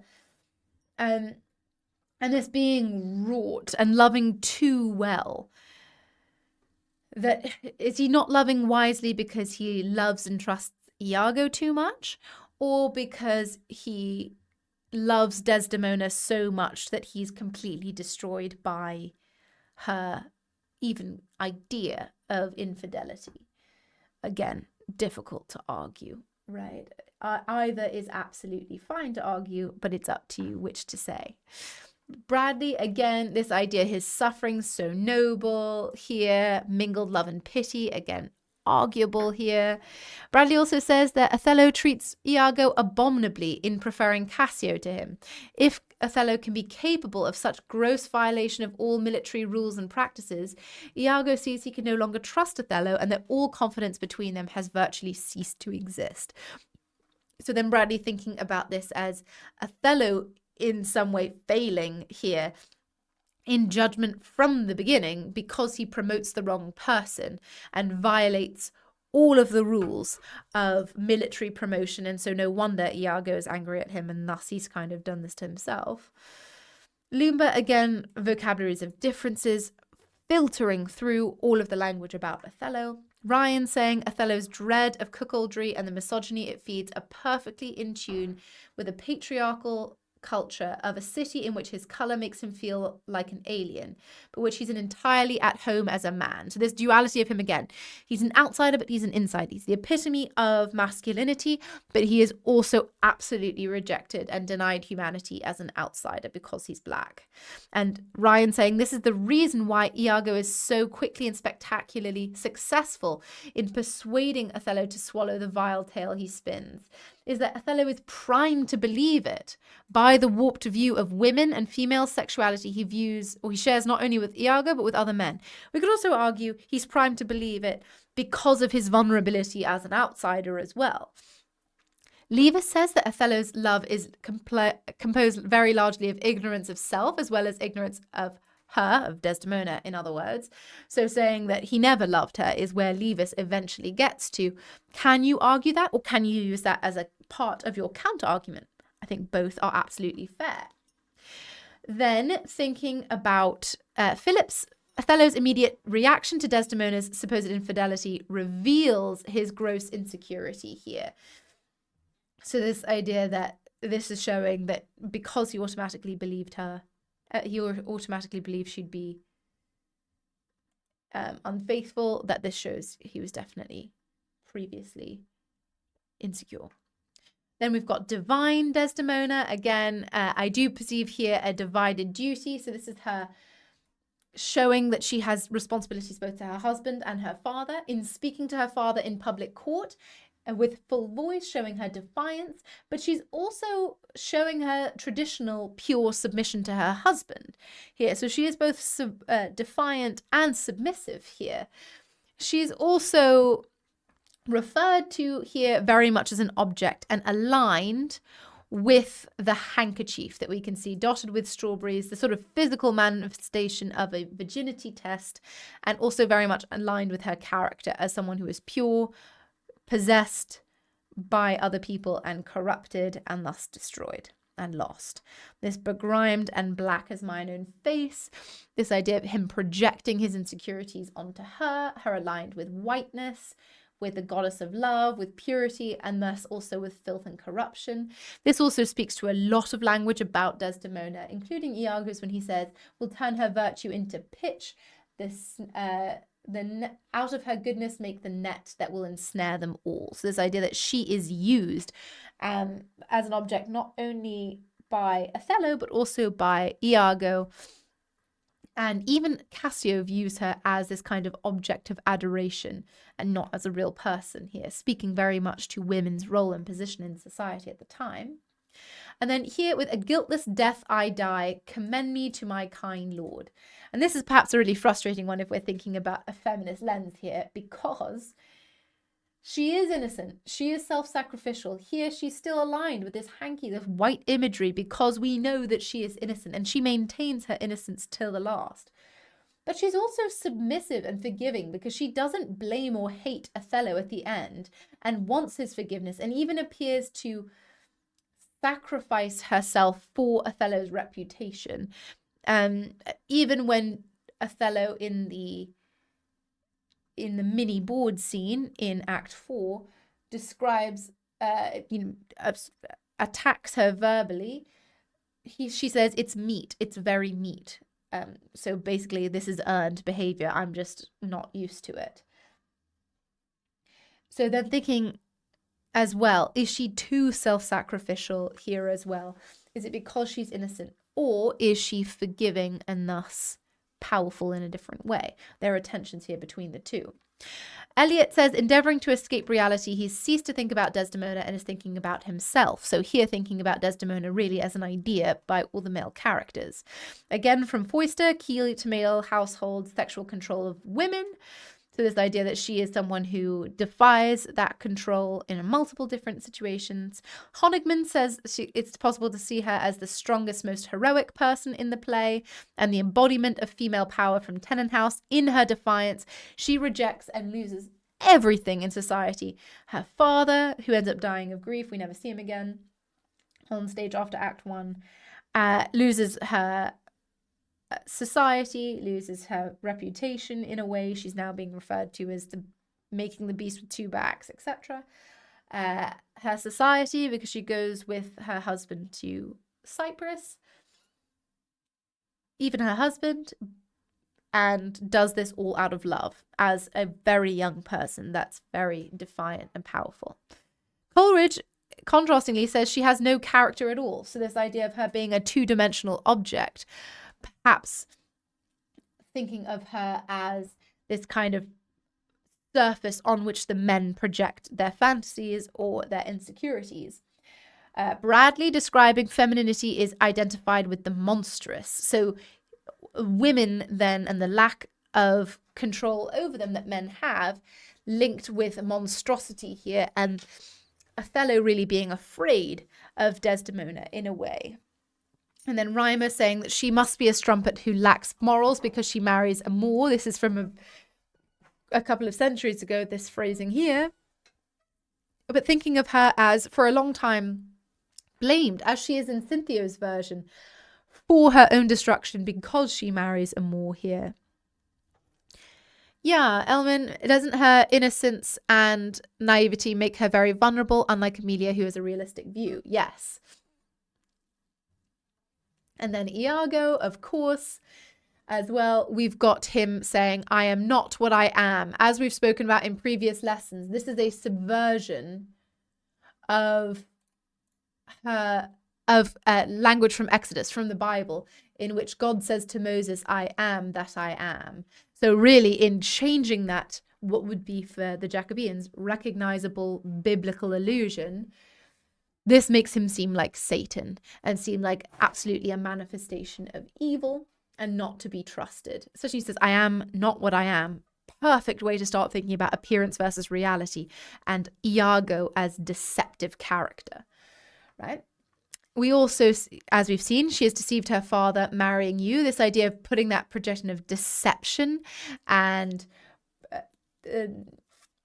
confirmation, this defiance, showing that he is corrupting Othello's view of things and using Desdemona to do that. So to him, he doesn't care about Desdemona. He is absolutely willing to use her, knowing that Othello will kill her, to get what he wants. So for him as well, she is a cog in a wider scheme for him.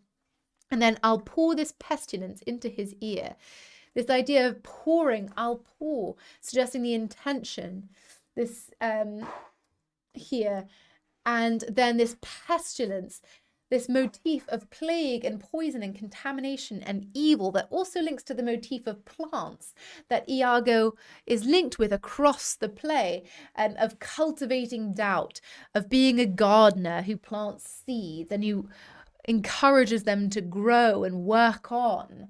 And this idea of evil then being a natural force, that makes it even more scary, right? That it's something that grows in society and can become wild and out of control like weeds. And we can see that even when Othello starts speaking, calling Desdemona a weed. You can see he's influenced by this language. Of course, with plague, we have that with a lot of Shakespeare because we have this as a time of plague, but thinking about that, this as poison, as infection that is taking over Othello's mind, corrupting it, destroying it, blinding him, killing him. Othello is killed by Iago, arguably, right? And his language here. And then honest Iago. So the word honest or honesty is used 52 times by one critic's count in the play. And all of the characters call Iago honest. Why is that? Is that because of his previous reputation? Is that because he seems trustworthy? Is that because he's manipulative? Is that because he uses really confusing language like honest, my lord, think, my lord, etc., and is very careful with language in a very manipulative way? Is it also because he's an insider who can take advantage of an outsider? For example, knowing about Venetian wives and knowing about daughters and how they're meant to behave. It's hard to say. And with Iago, we've got the Coleridge, motiveless malignity, next to the devil, not quite the devil. Iago's power is that he represents something that is in Othello. For the Othello he in many ways creates, comes to see himself as his own stereotype. So that I hate the Moor becomes Othello describing himself as a circumcised dog at the end, right? Ryan saying that they've made a mockery of the principles of social, sexual, and racial hierarchy on which Iago's very identity and sense of self-worth depend. That would be great to support a view of Iago as the voice of society there and why he's acting, because he thinks that this marriage is not acceptable. Gardner describes him as monstrous because faced with the manifold riches of experience, his only reaction is calculation and the desire to manipulate. Bloom says it's Othello's tragedy, but Iago's play. He's an artist of evil. So thinking about his role as a director as well, which is also what Bloom describes him as. Neil says that Iago drives Othello to question his own manhood, indeed his very humanity, by making him doubt whether he has power over his wife. So thinking about Othello's vulnerability to Iago there. Honigman describes him as a liar, betrayer, and a mental torturer. That would be really interesting with the pestilence and the poison motif here.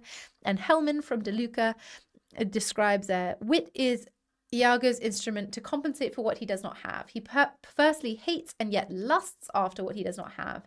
Desdemona as a person and as a symbol of love, and undertakes to disparage it, minimize it, debunk it, and destroy it. So basically, he's jealous of Othello, Desdemona, Cassio for who they are and what they have and what he is not, and thus destroys what he, so that no one has it.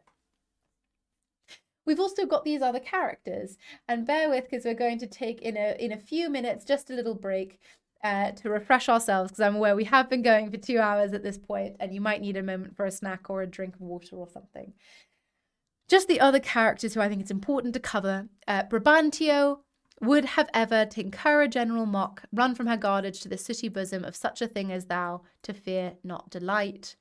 Here we've got quite a few pieces, including this idea that Brabantio cannot believe that Desdemona would cause such social outrage as going to marry Othello, thinking of him, his view of Desdemona as a possession, this idea of contamination and devilry linked with his view of Othello, and this dehumanization. Also very much aligned with other quotations, and the fact that he dies of grief at this marriage off stage. We only hear about that in Act 5, Scene 2. Rodrigo talking about Othello and Desdemona's marriage, saying, "What a full fortune does the thick lips owe if he can carry it thus." So obviously seeing the racism here is brutal, but then thinking of how he, who's supposedly in love with Desdemona and would die rather than be with her, describes her as a full fortune. So it's still continuously this kind of continuous nature across the different characters of thinking of them as women, as possessions, as money, as riches, as something to have and to contain to benefit themselves, not actually for deep love of people. Emilia is also very interesting. They are all stomachs, and we all but food. Men eat us hungrily, and when they are full, they belch us. She is such a subversive character because she talks about the role of women in a different way than Rodrigo, Brabantio, Othello, Iago, even Cassio, because she says that women here are consumed and then rejected by men when it suits them. She is defiant in her language and provides this kind of commentary on otherwise this hegemonic masculinity, this traditional masculinity. So she's really good to talk about an alternative interpretation in an essay like male anxieties, fears, relationships between men and women, love, relationships more broadly. If we think about her relationship with Desdemona, who she's giving this advice to, she also says things like, "Yet I'll speak, lay me by my mistress's side." So she chooses Desdemona over Iago and over silence. So she is resistance, as Ellman said, in a way that Desdemona is unable to be. And interesting that Shakespeare chose to develop her character so much from Cynthia's version, because that obviously shows that this is intentional. Whether or not a proto-feminist, it's hard to say, but certainly there is this voice here that's important and adds another layer of complexity to love and relationships in this play.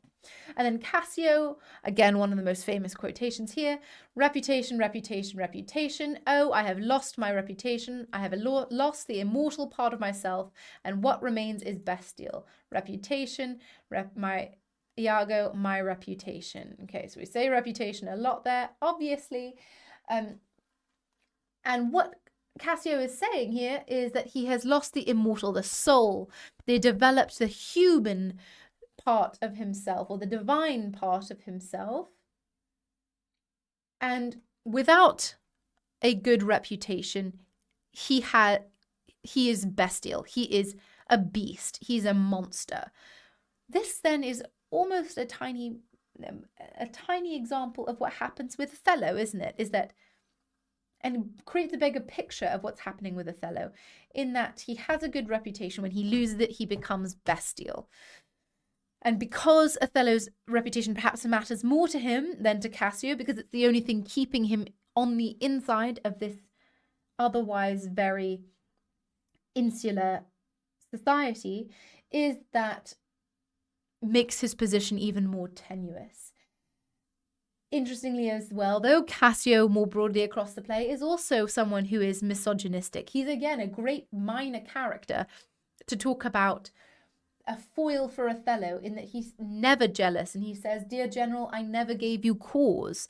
At the end, he still loves and is not racist towards Othello at all, but also is absolutely indicative of the Madonna-whore dichotomy and thinking about patriarchy more broadly, because he describes Othello's wife Desdemona as divine Desdemona, that he talks about Bianca, his the woman who loves him, who he suggests is a sex worker, as a monkey who leans on him and bothers him, and that he says he would never marry. She thinks that.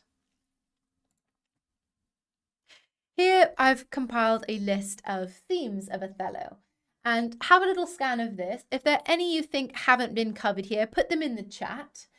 But broadly, these are the ideas in their clearest form. You may have different phrasing in an exam question, but the ideas will still be the same. So one that always panics people is Othello's fears, or fear as a theme, because you think, wow, this isn't Macbeth. This is not about fear, it's about jealousy. I want to write about jealousy. I want to write about race. But if we think about what Othello is actually afraid of, or what people are afraid of in this play, we can think, okay, well, Othello's fears are of being an outsider, of Desdemona's betrayal. Othello's fears make him blind and monstrous. Othello's fears are provoked by Iago. They're reinforced by a prejudiced society, and at the end, they lead him to murder. Then his fears are only allayed by Desdemona's death, but he's still worried about his reputation at the end. So really, we have the same ideas, just slightly differently. The same with things like isolation or violence, or good and evil. We have characters who are good, characters who are evil, and characters who make a change across the play, or who are influenced by one of those, or who appear to be one thing but are actually not. So that gives us a little bit of cover. I can't see anyone putting their ideas into the chat, so we'll just continue to scoot on. And here is what an exam question will look like. Explore how Shakespeare presents male anxieties in Othello, and be sure to include reference to contextual factors and literary criticism. So here we're going to take a little bit of a break. And what I'd like you to do in this time is have a refresh, walk away from the computer if you need to, take a brain break, take a lap. But also I'd like you to start mind mapping your ideas. And this is most helpful if you've got the workbook in front of you. Because then when we start the second half, we'll be thinking about your thoughts and discussing your thoughts for how we could answer this question and how do male anxieties appear in this play. Before we do that, I'm going to signpost you to a couple of ideas, and I'm also going to ask you for a review, because we are doing these live streams for you for free, and want to know that they're beneficial to you, and if so, how they've helped you.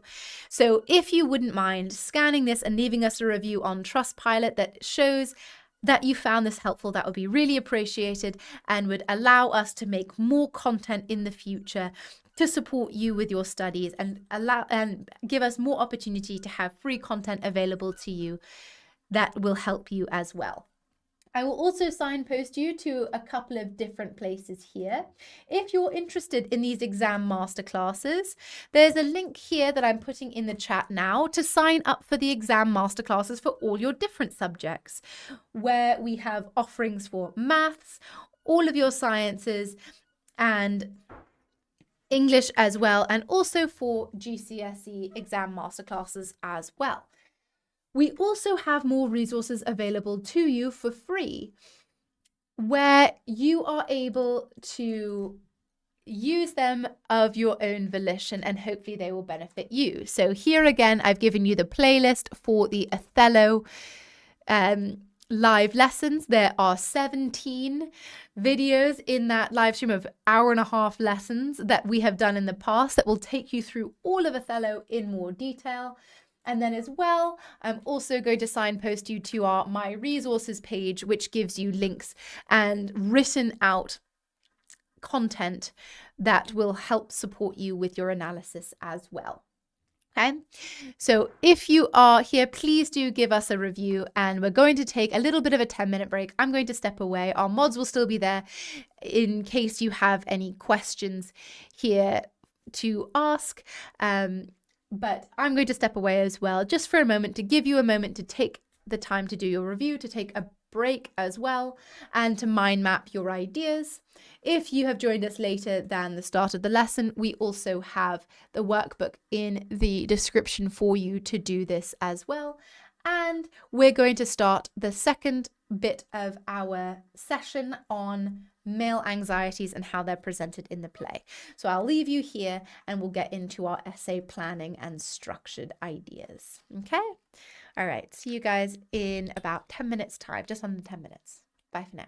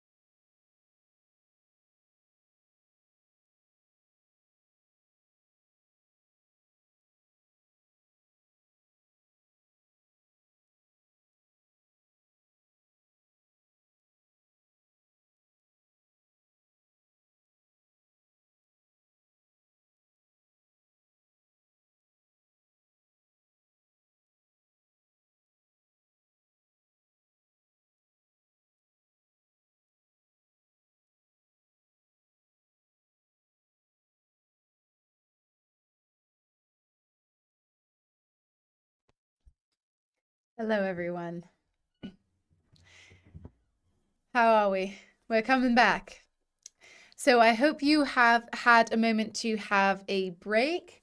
Thank you to my mods keeping it positive in the chat and giving us an opportunity to ask any questions if necessary. And please do put your ideas into the chat for this mind map and what you came up with. So, how male anxieties are presented. And I can start us off, if you like, with male anxieties are presented as, for example, fear of being humiliated and fear of the loss of reputation and social status.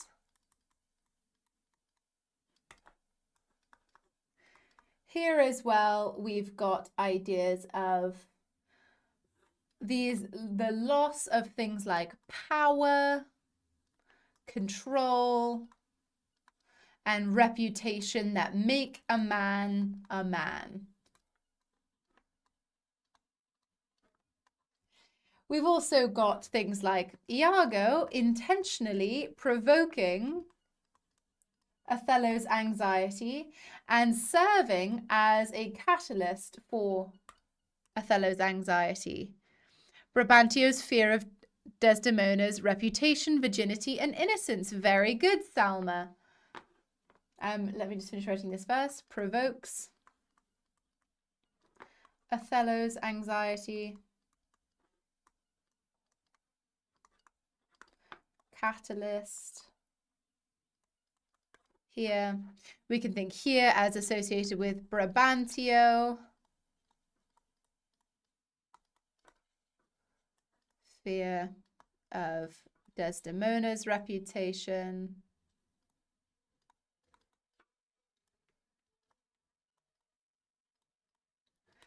We've got previously Othello being the embodiment of masculinity, honor, reputation. We've got male anxieties as dependent more broadly on women's behavior and control over women.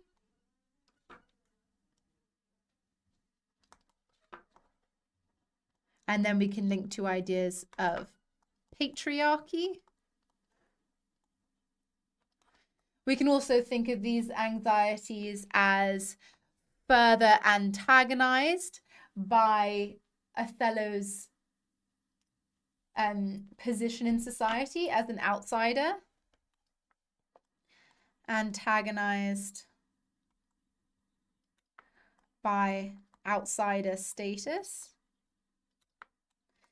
We can also have them as thinking, if we're thinking about Venice, as these anxieties of that are racially based, as well as fear of women's sexuality, racially based, linked to fears of miscegenation.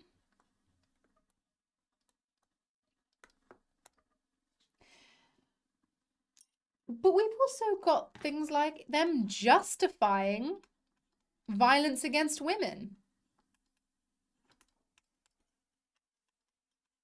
Not only against Desdemona, but also Emilia, right? Brabantio also shuns Desdemona, disowns her. We can talk them as linked to monstrosity, or as blinding, or as like a poison. We can talk about the fact that, well, maybe Iago intentionally provokes them, but also does he? Is he actually just revealing, as some of our critics said, Othello's innate or already developed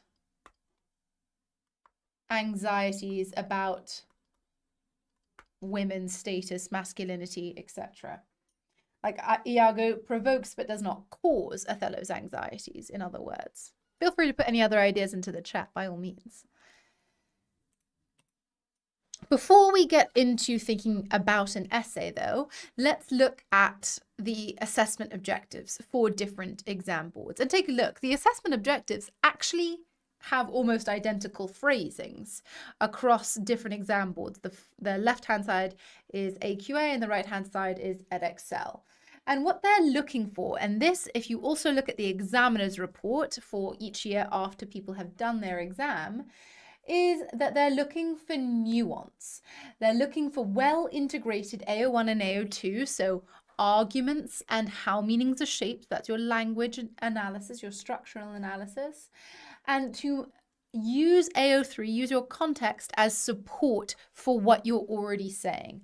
It not being added on and tacked on the way you can sometimes get away with GCSE, but rather built into and reflective of and responsive to the context of the time and the argument. Meshing terminology and context and critics into your argument defining the way you're talking about and everything else supporting it and making sure it's proving your actual point.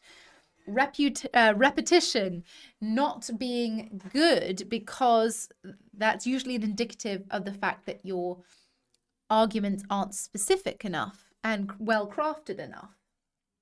So, for example, something like Othello is jealous is really broad. People have written entire books, textbooks even, on Othello being jealous over 400 years. It's too broad. So you're kind of setting yourself up for failure with that kind of phrasing, because it means that you definitely won't be able to prove that as well as if you're not writing a whole book's worth. But if you say, for example, Othello's jealousy makes him monstrous, that's much easier to cover. Rather than doing something really broad that means you can't possibly cover all of it, narrowing it and making it specific gives enough room to analyze in an achievable way, but also keeps things clear enough that you're able to add nuance. So you're able to say things like, it makes him monstrous, but that is also partly Iago's fault, or it's actually revealed from the beginning. You have a bit more room for talking about that because you're not trying to cover everything about jealousy.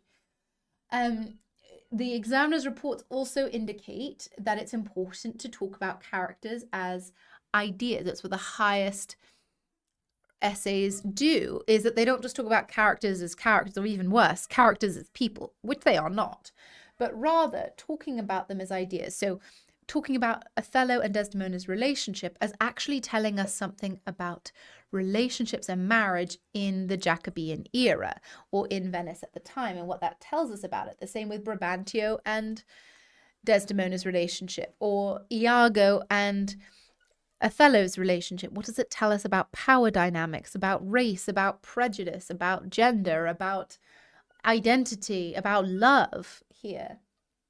Even things like, well, Othello trusts Iago and doesn't trust Desdemona. Why? What does that have to do with Jacobean gender?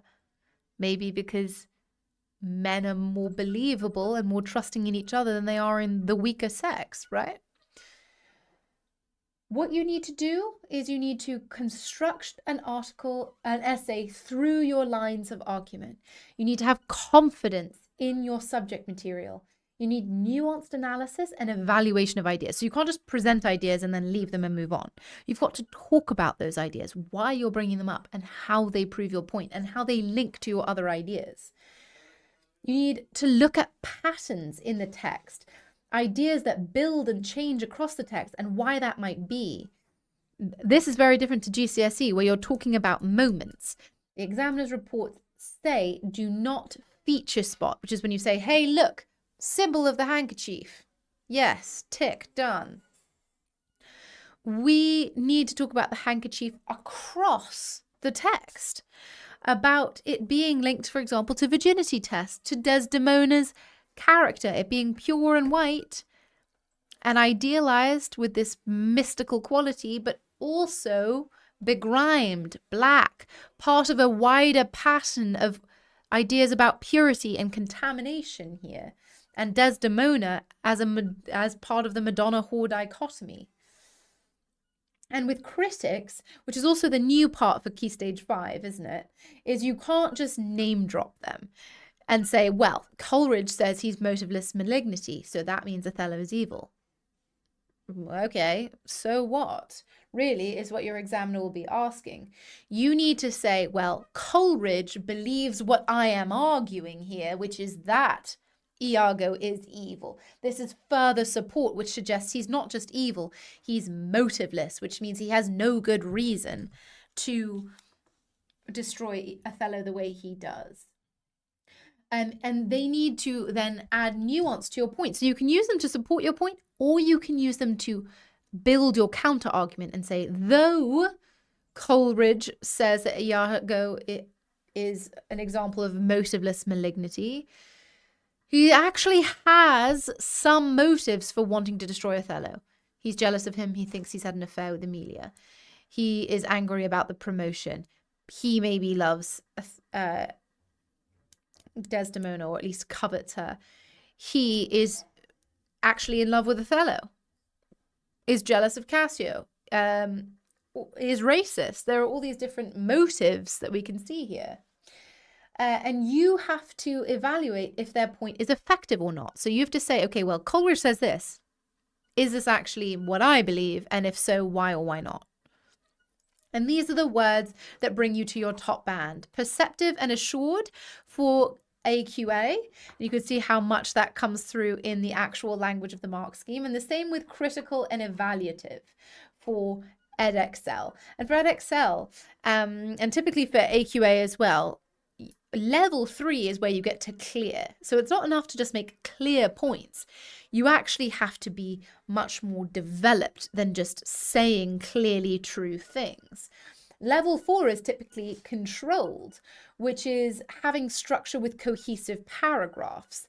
But you need to add that extra detail of confident engagement with the debate about the relationship between Othello and Desdemona, for example. Exploration of connections, connection between context and concepts, understanding of what the writer is doing, authorial methods. Sophisticated argument and assured you, so you know what you're talking about, and you're also assured enough to say, well, this might be true, but look at this other way you could interpret it, not just being completely clear that this is the only option. The same for critical evaluative arguments, sustained textual examples, so not just the one, but patterns here. Evaluation again, looking at what does this actually mean and why is this significant. Sophisticated understanding of the writer's craft, influence and significance of context, and how that actually affects a text's presentation.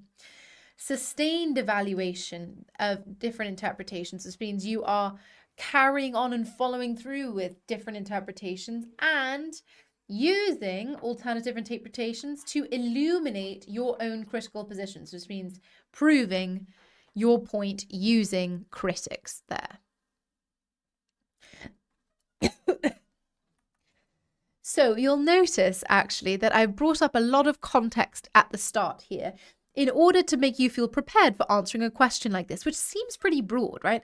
Male anxieties is that's not jealousy, that's not prejudice, that's not race, that's not gender. Yikes. What do I do? But we've got a lot of ideas we can talk about. We can talk about patriarchy here and Jacobean views of patriarchy with women's behavior and with men's behavior, with reputation, for example, with the Madonna whore dichotomy, with women's role as being submissive as daughters, them as transactional to men. We can think about the religious views here, the biblical allusions and the religious context here of anxieties around women as these biblical Eves and as corrupting forces and evil and devilry as well, linked with blackness. We can think about the racial anxieties of miscegenation on a backdrop of a very prejudiced society. We can think about the setting as influential with the Cypriot setting in particular. There's loss of power, reputation with men, the fear of the loss of the way of life with the Ottomans, feminist lens, post-colonial lens. We've got a lot to talk about here. It's helpful to consider what you have in your arsenal here that will allow you to do this. Then we just need to organize this into an essay structure. So here, I've done this a little bit for you, but this is what it should look like. You should be aiming for 5 paragraphs in your writing. Of course, you've got roughly an hour and 10 minutes or slightly less, different exam boards, to answer this question, which means that you don't have time to be looking at that blank copy of the text. You need to come in with ideas prepared and with quotations prepared and critics prepared already. But this is a really good way to practice your before the exam, is by thinking of different topics and coming up with your essay plans for what you would do, including your lines of argument, because you can go in with some ideas that you can then work with and use for many different topics. So, for example, we've got here, male anxieties are rooted in the fear of the loss of reputation and social status. Iago intentionally provokes Othello's anxieties and thus serves as the catalyst for the action of the play. Othello's anxiety strips him of his rationality and humanity and makes him monstrous. Women are sacrificed to allay male anxieties within a patriarchal society, and Iago may provoke Othello, but is not the cause of his anxieties. Now, I find it helpful to organize these in chronological order, or the order of the play, because that means you're not going back and forth. Of course, you're bringing out patterns across your essay, but this gives you a bit of order so that you're not bouncing here and there. There is points to be gained, or there are points to be gained in your structure and in the cohesion of your argument, as we've seen in the assessment objectives. So it's helpful to think of this and notice how each of these ideas is achievable in a paragraph, right? If we're just talking about male anxieties and we're like, oh, reputation, Brabantio's worried about reputation, and then Othello's worried about reputation, and everyone's worried about reputation, or reputation just kind of broadly across the play, you're going to start saying the same thing over and over again, and then you will lose points, or certainly not gain points, because you're just going to be repeating yourself. And that will maybe keep you in level 3, where you're clear at best, because you're saying things that are true, but you're not getting anywhere further. It's helpful to organize yourself, thinking about male anxieties, fear and the loss of reputation. We can start there with Brabantio, right? And we can start with the public scenes in Act 1 and how they perhaps foreshadow and foreground these fears carrying on across the play. Then we talk about Iago's role in trying to lay this trap and ensnare him and pour this pestilence into him, and how he is actually to blame for causing all of these anxieties by setting him up to be afraid when he shouldn't be. Even these mini scenes, the asides, there's so much to talk about there. Then with 3, Othello's anxiety strips him of his rationality. Okay, so this is the reaction, Othello's reaction to his anxieties. He becomes fearful, he becomes incoherent, he becomes violent, he becomes bloody, he becomes angry and monstrous and a green-eyed monster, doesn't he? And he treats Desdemona badly. He slaps her in Act 4. He calls her a whore and a strumpet, etc., and drives him to plan her murder. In Act 4, or in Idea 4, we can then think about women being sacrificed across the play. We can think of Desdemona being disowned by her father, her being immediately decided that she should die as soon as she threatens Othello's reputation, her as begging for forgiveness, her kneeling and praying, have you prayed tonight, Desdemon, etc., going all the way really across to Act 5, Scene 2, and talking about her as this object, poison sight, and her as monumental alabaster and a candle, and all of that imagery there. And Emilia as well, also being sacrificed to protect Iago's version of events. And then for Idea 5, a bit of a counter argument there, isn't it, from idea 2? And of course, you could rearrange these so you could talk about this just after idea 2, but sometimes it's helpful to think about some of the bigger ideas you want to get to first. If you're just wanting to talk about those ideas together because you're in a flow, do it. This isn't a rule. This is just guidance to what might help organize your thinking if you're feeling a little bit chaotic in your organization right now. You could also absolutely talk about other ideas here, like Emilia being a subversive voice, male anxieties being more broad and broadly indicative of the misogyny of Venice and of Jacobean society, and including Cassio and Rodrigo more broadly in that. You could also talk about it as pitting male characters against each other. So talking about Iago's jealousy of Othello, and Othello and Iago's jealousy of Cassio, and Rodrigo being involved there as well. There's so much there to talk about as well. You also want to make space definitely for a thesis statement, because again, that shows control of your argument.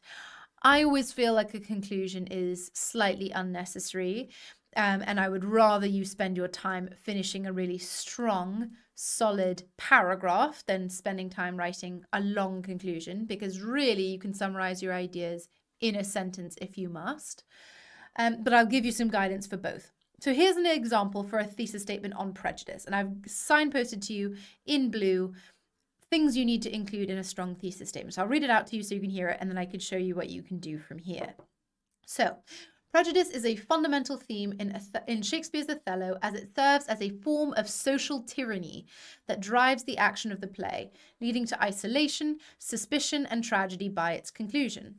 Shakespeare utilizes this theme to demonstrate the tragic consequences of prejudice in Jacobean society, in which prejudice is both corrosive and insidious.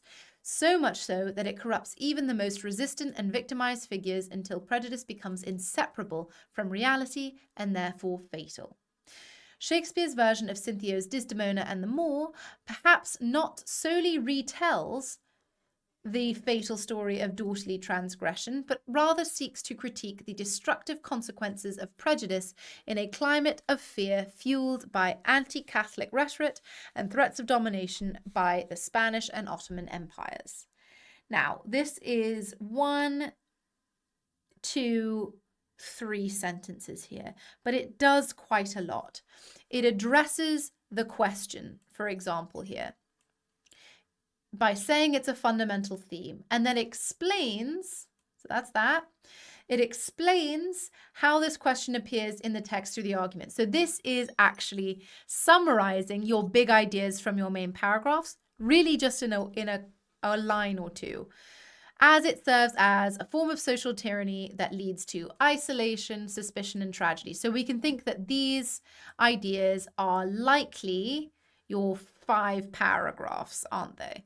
So thinking about, in our idea, Iago, punishment for women, jealousy, monstrosity, etc. Then, brief analysis of the consequences, effects, and links of this question in the text. Well, it drives us to these ideas of the conclusion here. It drives us from prejudice to tragedy, and the fact that prejudice is there from beginning to end. Then it links to contextual factors. Shakespeare utilizes this theme to demonstrate the tragic consequences. There we've got, again, tragic consequences. In Jacobean society, in which, how does prejudice, or in our case, how does male anxiety appear in Jacobean society? Well, it defines masculinity and depends on women to uphold it, right? So just something about that, likely. And explain until what point? Until prejudice or until male anxieties destroy, until it leads to the point of destruction and therefore fatal. We get to that point again of the final consequences. Follow it through to its final consequence. The final consequence of male anxieties is everyone being dead at the end. So destruction. And then, so we've done that. Linked to contextual factors that may have influenced the presentation there. That's covering our Jacobean society. And then writer's intention. So rather than just retelling an Italian story, about daughterly transgression, but rather seeks to, here's your writer's intention, talk about prejudice in a society influenced by prejudice, or in a society influenced, in our case, by male anxieties in real life. And here we are. These are the exact same way you would attack this for your thesis statement. Male anxieties are a fundamental theme as it serves as the catalyst, etc., of jealousy and exposes vulnerability and leads to downfalls, etc., drives the action of the play, leading to tragedy and destruction by its conclusion, utilizes this theme to highlight the consequences of, not only retells Cynthia's story, but also does what? And seeks to what about Jacobean society? Okay, we find this helpful? Put some pluses in the chat if you do, because it really is as simple as that. It's talking about how it's important, how it appears in the play, linking to the ending and the fact that it's a tragedy, and then talking about it's not just the same as Cynthia's in English or in a play form, but it's trying to tell us something about Jacobean society.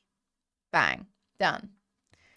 Generalized comments when talking about context, because, Elman, good point, you want to choose the context that's actually linked to what you're saying.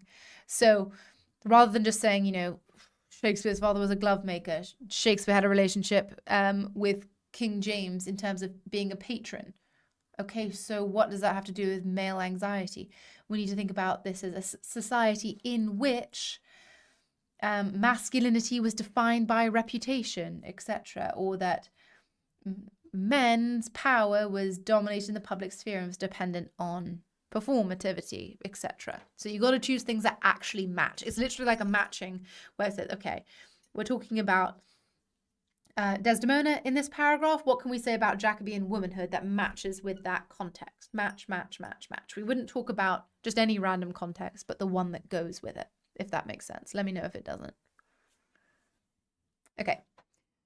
So here I've put together a model paragraph for you so that we have an example of what this looks like. Now, I think I'll find it most helpful if I read it out and you just put a what went well and even better if in the chat for me of what you think is good about this paragraph, what we can add to it, and then also I'm going to put this in the chat at the same time. What went well, even better if, whoops, even better if, EBI. And then what do you want to be inspired by? What are you going to use as inspiration in your next piece of writing? So is that sentence starters? Is that ideas? Is that context? Is that a vocab? Is that quotations? Is that analysis of quotations? Okay, put your ideas into the chat. I'm going to read in blue, which I can also shrink myself as well. I've put the ideas, so the AO2, your language choices, like racialized epithets for Othello, so things like old black ram, the moor, the black moor, etc. And the places where I want to talk about, as well as my critics here, so that I can remember to include them. So this is what I find helpful when I'm writing. So I did this blue box first of everything I wanted to include in this paragraph, just like an essay plan, and then wrote my essay paragraph and could sort of tick off that I had covered everything I wanted to. I'm going to read it. You put your ideas into the chat, okay? This might take me a moment, so bear with. Shakespeare presents male anxieties as rooted in the fear of the loss of reputation and social status. Notice, that's just our point from our essay plan. And then explaining how. As Othello and Desdemona's marriage sends shockwaves through the Venice elite and its reaction reveals the deeply instilled anxieties regarding reputation and social status upon which Venetian society and perhaps contemporary Jacobean society were based. Perhaps here, Shakespeare captures and subtly critiques the rigidity of a social hierarchy reinforced by the great chain of being. Elman, see, look, we're linking it to the structure of society at the time that we're talking about in Venice. We're also referencing it to the context that's relevant there. while also reflecting that society's fragility as its entire fabric of reputation, social status, and systems of power are threatened by one marriage. Jacobeans, incensed to fear the other through anti-Spanish and Islamophobic propaganda, seem to look on any aberration to the rigid hierarchy as both disturbing and harmful. So all we've done in those first couple of sentences is topic sentence and a little bit of exactly element interweaving context into our argument. So we've done one sentence of topic sentence and one sentence of writer's intention, because I always find that's helpful to show again that you organize your paragraph as if you are doing your why, if we're thinking what, how, why paragraphs from GCSE at the beginning, because you know you're going to come back to it at the end. So it's a really clear, good way to structure. As such, I'm starting from here. As such, the play's characters reflect the self-consciousness of a society in which reputation and status were everything, and their removal was a condemnation. Most of the action of Othello takes place in public, and the characters appear self-consciously aware of watchful and critical eye of the public, Indeed, the use of the play as a genre, a change from Cinthio's original short story, reflects the role that society, embodied by the audience, plays in the private lives of its citizens, especially when it comes to transgression. The play, following conventions of Greek tragedy, begins in medias res with Iago's embittered racialized epithets of Othello as the Moor, who's flouted military conventions, and as the old black ram, disrupting Venetian society by tupping Brabantio's beloved daughter Desdemona. Jacobean fears of blackness and miscegenation would serve a facet of the deeper fears of disruption to the status quo which preserved the social order of Venice. Thus, Iago's language, rife with animalistic and hyperbolic imagery, are equating a marriage between two people of different social statuses as equivalent to the intermarriage of humans and animals. In considering Greek tradition, one would consider Iago in the role of the chorus, whose voice would serve as that of society, both foreshadowing the marrow's fate while also embodying contemporary society's deeply felt anxiety about a marriage that transgresses both class and racial line and disrupts the great chain of being. Indeed, Brabantio's reaction to Iago's news is not an aberration, but rather reflective of society in which this marriage is unthinkable and monstrous on both racial and religious lines. That was critics, Newman and Coleridge. Notice here? That's them doing that. I'm tying in here by saying, well, other people are saying this too. Tick, they're just supporting me whilst I say it, right?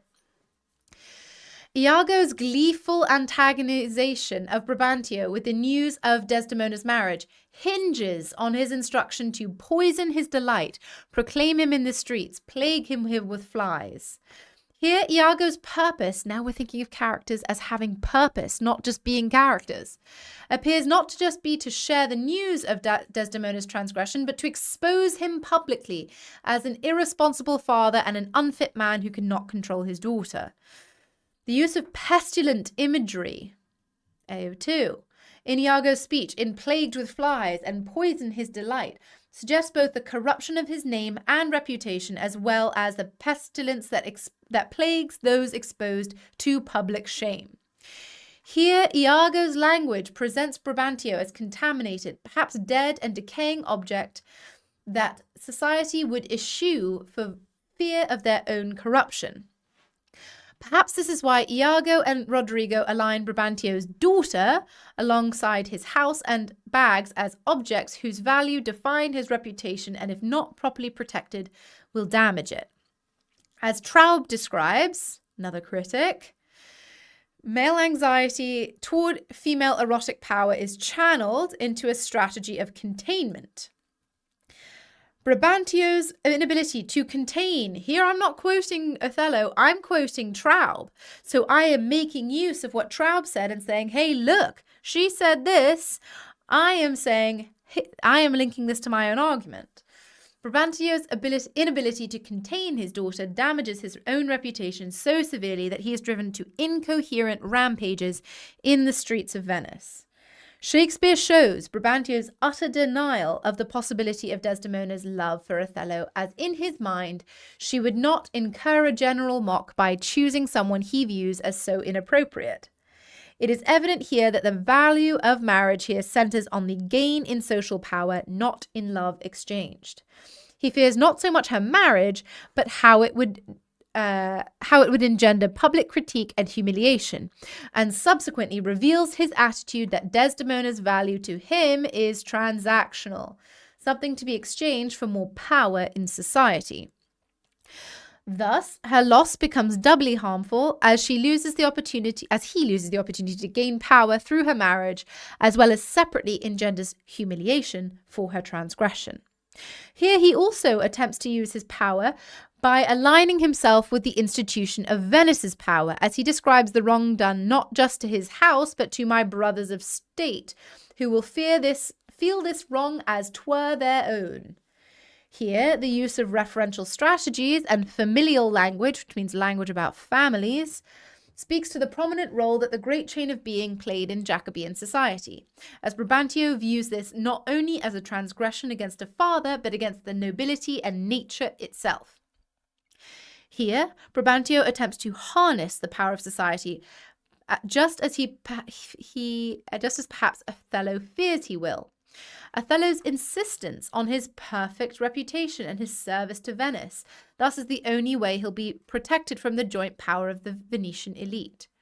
Jacobean anxieties about transgressions of place were stoked by harsh reinforcements from King James I, whose treatise on kingship promoted the concept of the divine right of kings and the preordained position of every being within society. We talked about that. Tick.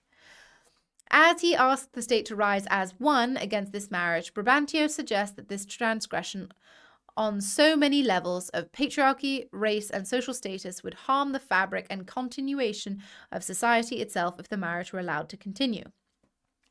Thus, he seeks to use the power of the state and the assembled nobility in order to resist this marriage. Perhaps Shakespeare uses the setting as a way to highlight that these are not personal prejudices, but rather indicative of a deeply fearful society in which this marriage offends not only Brabantio, but also threatens the very structure of the society in which the characters live. Perhaps then Shakespeare foreshadows the tragic conclusion of the play, as this transgressive marriage is too damaging to society's preservation to be allowed to last. Okay. So we covered all of this, and though we didn't mention foister, we used these ideas as well, right? Of control of women over the house. Elman, you've got your English mock on Tuesday. 2 of the 3 questions are on Othello.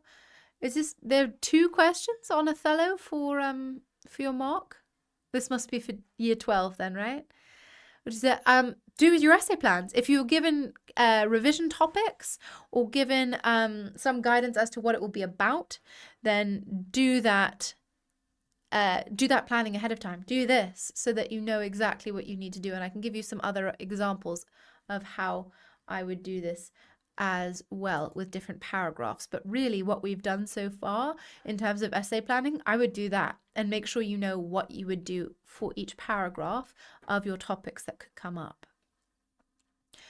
Same idea here. This is your essay plan, really, isn't it? Iago intentionally provokes Othello's anxieties and thus serves as a catalyst for the action of the play. So we've got, for example, his asides, him as a director, the animalistic imagery of thinking about him as taking advantage of Othello and manipulating him the way he would an animal. Guiding Othello's eyes here and planting this seed of doubt here. That's introducing this with this idea of sight, the ocular proof of the handkerchief and the motif of sight and vision across the play. The motif of poison we've got with quotations like, the more already changes with my poison, I'll pour this pestilence into his ear, and my medicine works, thus credulous fools are caught. We can also think of her, let me just bring it up. her goodness as the net that will enmesh them all. This idea of him trapping and catching Othello or leading him down a certain path to destruction and practicing upon his peace and quiet, even to madness. So literally practicing, working at and driving him from peace and quiet, which Iago says he is. And Iago also says here, he's free and open. He trusts people, thus showing that it's not Othello, it's Iago that's the problem here. We've got the she may be honest yet, this doubtful modal language. Sometimes looking at this and drawing the handkerchief with this strawberries there that he guides him to look at and look at and look at. We've got the temptation scene more broadly, which is when he's crafting these little scenes where he tries to show Othello that Desdemona is unfaithful, but also seems to play up Othello's anxieties. Othello said, rude am I in speech, happily for I am black, all those kinds of things. But he says, Iago says, well, why wouldn't she have married someone else of her own place, race, position in society? Yikes. Those are all three of Othello's biggest anxieties that he says would be the natural thing to do, thus suggesting that Desdemona makes unnatural choices and thus that she would make more unnatural choices like infidelity. He even tells her, strangle her in her bed, even the bed she hath contaminated. Poison again, but also thinking of this again as impurity in the sheets, in the handkerchief, in Desdemona herself, and her as being contaminated. These dangerous conceits are in their nature's poison, but with a little act upon the blood burn like the mines of sulfur. So literally driving Othello to hell, even talking about Iago's Spanish name here and Othello's name with hell in it here, thinking about letting out this hell. And Othello of one not easily jealous, but being wrought.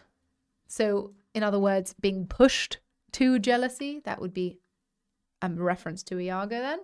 And we've got some critics, Bloom, Coleridge, Neil, Honigman, and Gardner, who would all support this point of Iago intentionally provoking Othello's anxieties.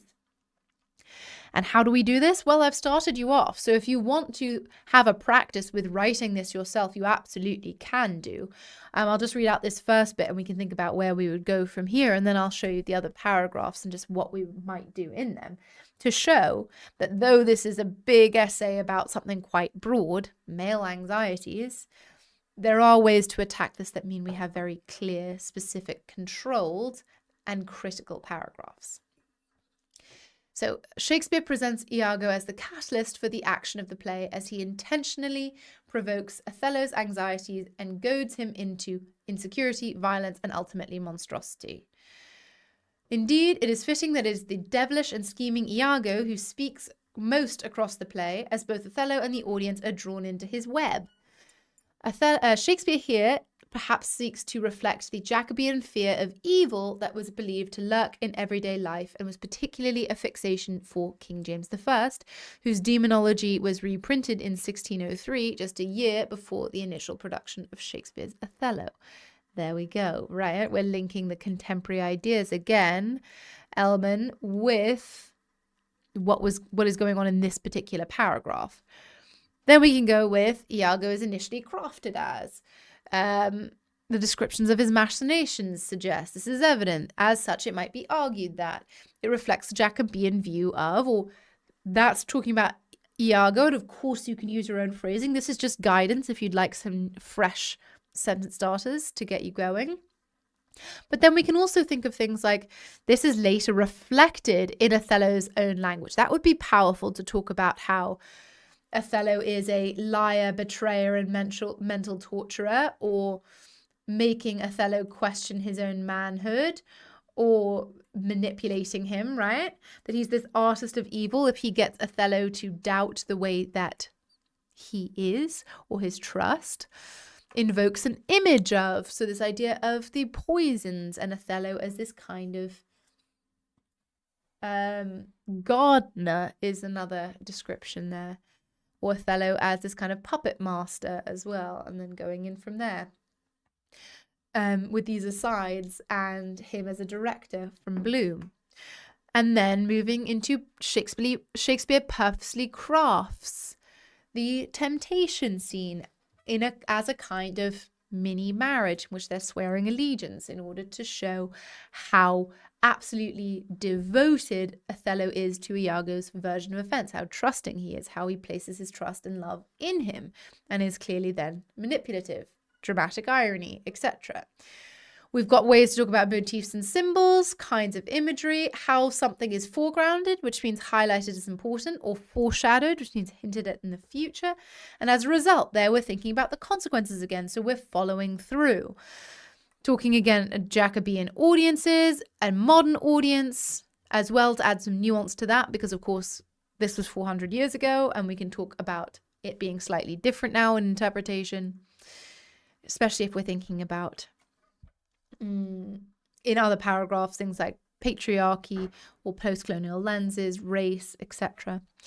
Or in this paragraph as well. And then Shakespeare's writer's intention. We've covered that a little bit here, but we return to it and then we show that we've got a really clearly constructed paragraph.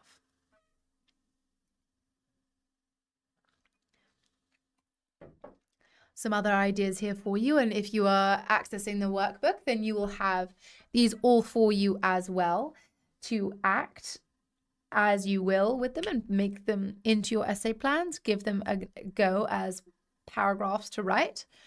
We've got some ideas here for our AO2 and our AO5 here, talking about things like, I know Salma wanted to talk about the epileptic fit, the temptation scene again, the juxtaposition of Othello's previously lyrical language with his monosyllabic language, semantic field of monstrosity, graphic imagery, incoherent language.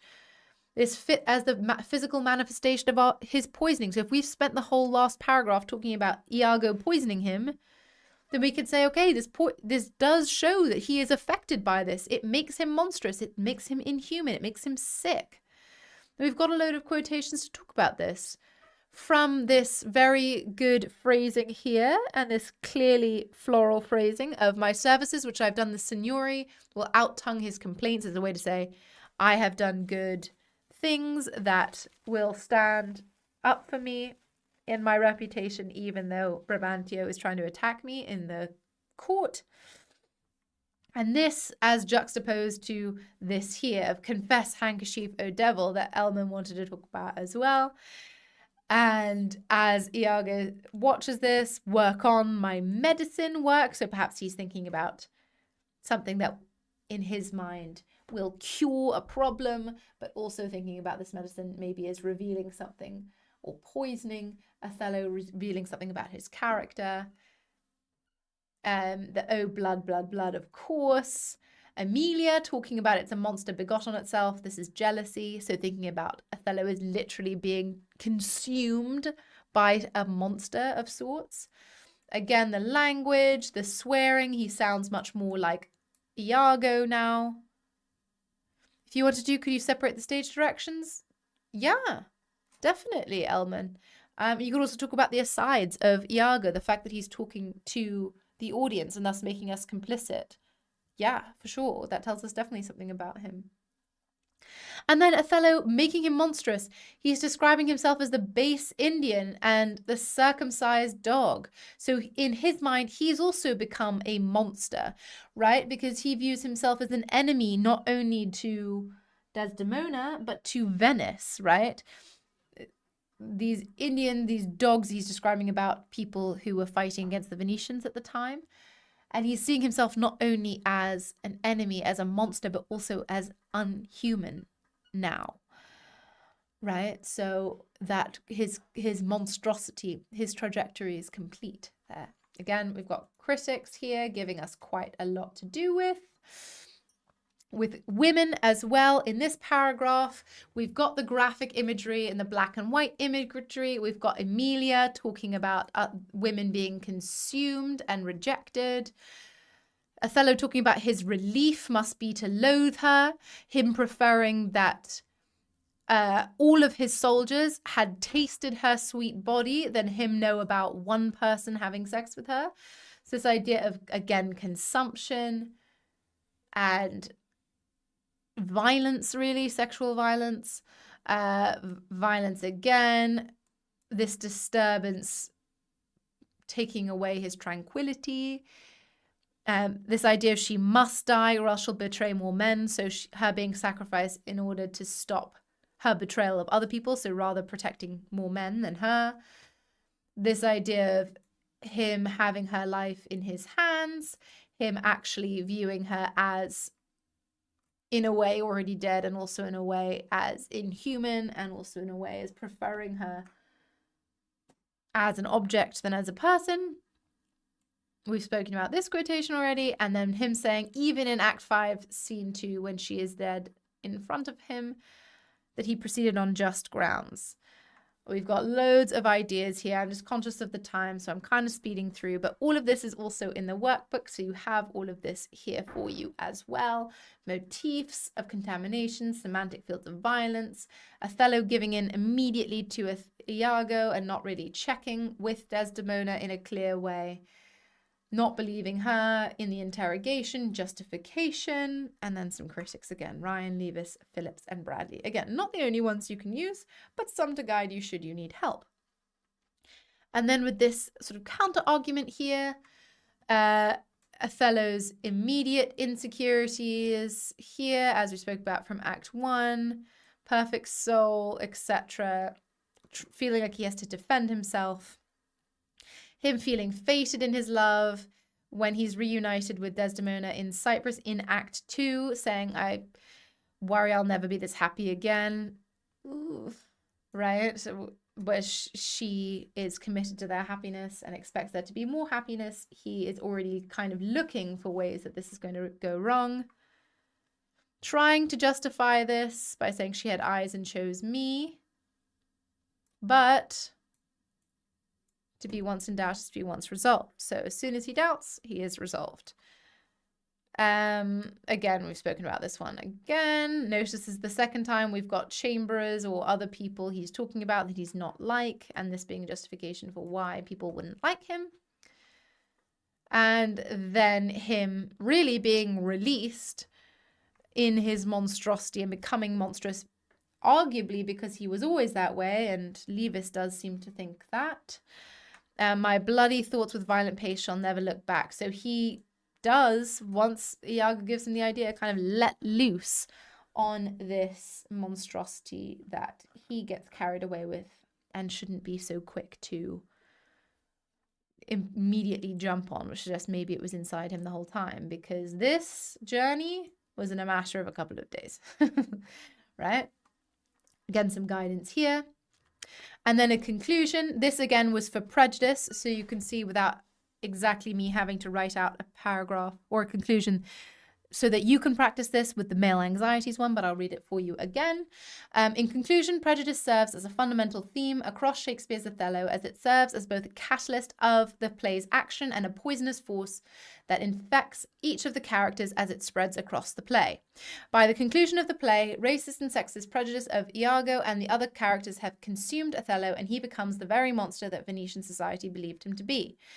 Venice's prejudices not only destroy Othello, but also Desdemona and Emilia, who serve as sacrifices to a prejudiced patriarchal society in which womanhood is fundamentally linked to the monstrous and whose bodies are used and disposed of for the sake of male reputations. Bradley. And again, a critic. Tick.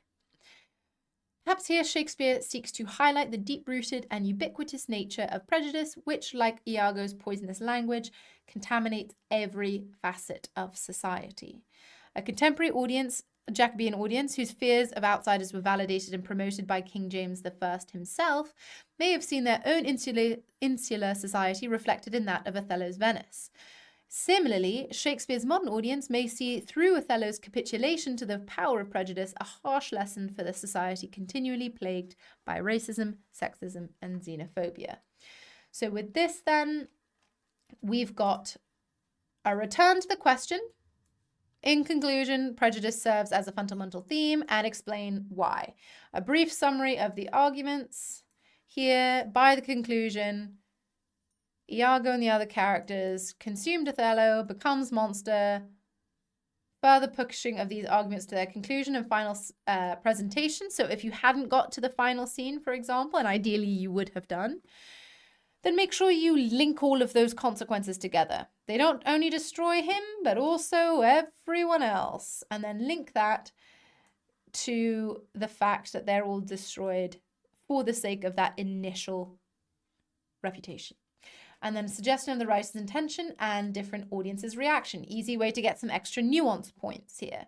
Shakespeare seeks to highlight contemporary audience might have seen their own society reflected. Similarly, Shakespeare's modern audience may see, or in contrast, Shakespeare's audience might see something different there. Again, sentence starters to help you do the exact same thing. In conclusion, blank serves as the fundamental theme across Shakespeare's Othello, as it serves as, by the conclusion of the play, male anxieties here in that blank would not only destroys Othello, but also what are the other consequences? Perhaps here Shakespeare sought to highlight a contemporary audience may have seen their own society reflected in that of Othello's Venice, explain how they're linked as societies, then Shakespeare's modern audience, and you're done. You can do this in really 1, 2, 3, 4, 5 sentences or less really. You can keep it very succinct. Again, I'd much rather you focus your time on finishing a really strong body paragraph than on a conclusion. You don't gain any points for having a conclusion, but you do gain points for having a really well-crafted argument and paragraph. Just said Elman. So no, optional. Thesis statement is not optional. That is mandatory. Okay. All right. And then if we think about it, I've just put together finally a last couple of ideas about other topics that would link to this or that may come up that you can think, oh, we can use these ideas in a similar way. So for example, the theme of fear. You may panic, but you could think fear of miscegenation in Venice, the marriage as monstrous at the beginning. You could think about how Iago manipulates Othello by making him fearful of Desdemona's infidelity. You can also think of Iago actually only activating fears that already exist, like that "'twere now to die, 'twere to be most happy." Like he's already fearful of losing Desdemona.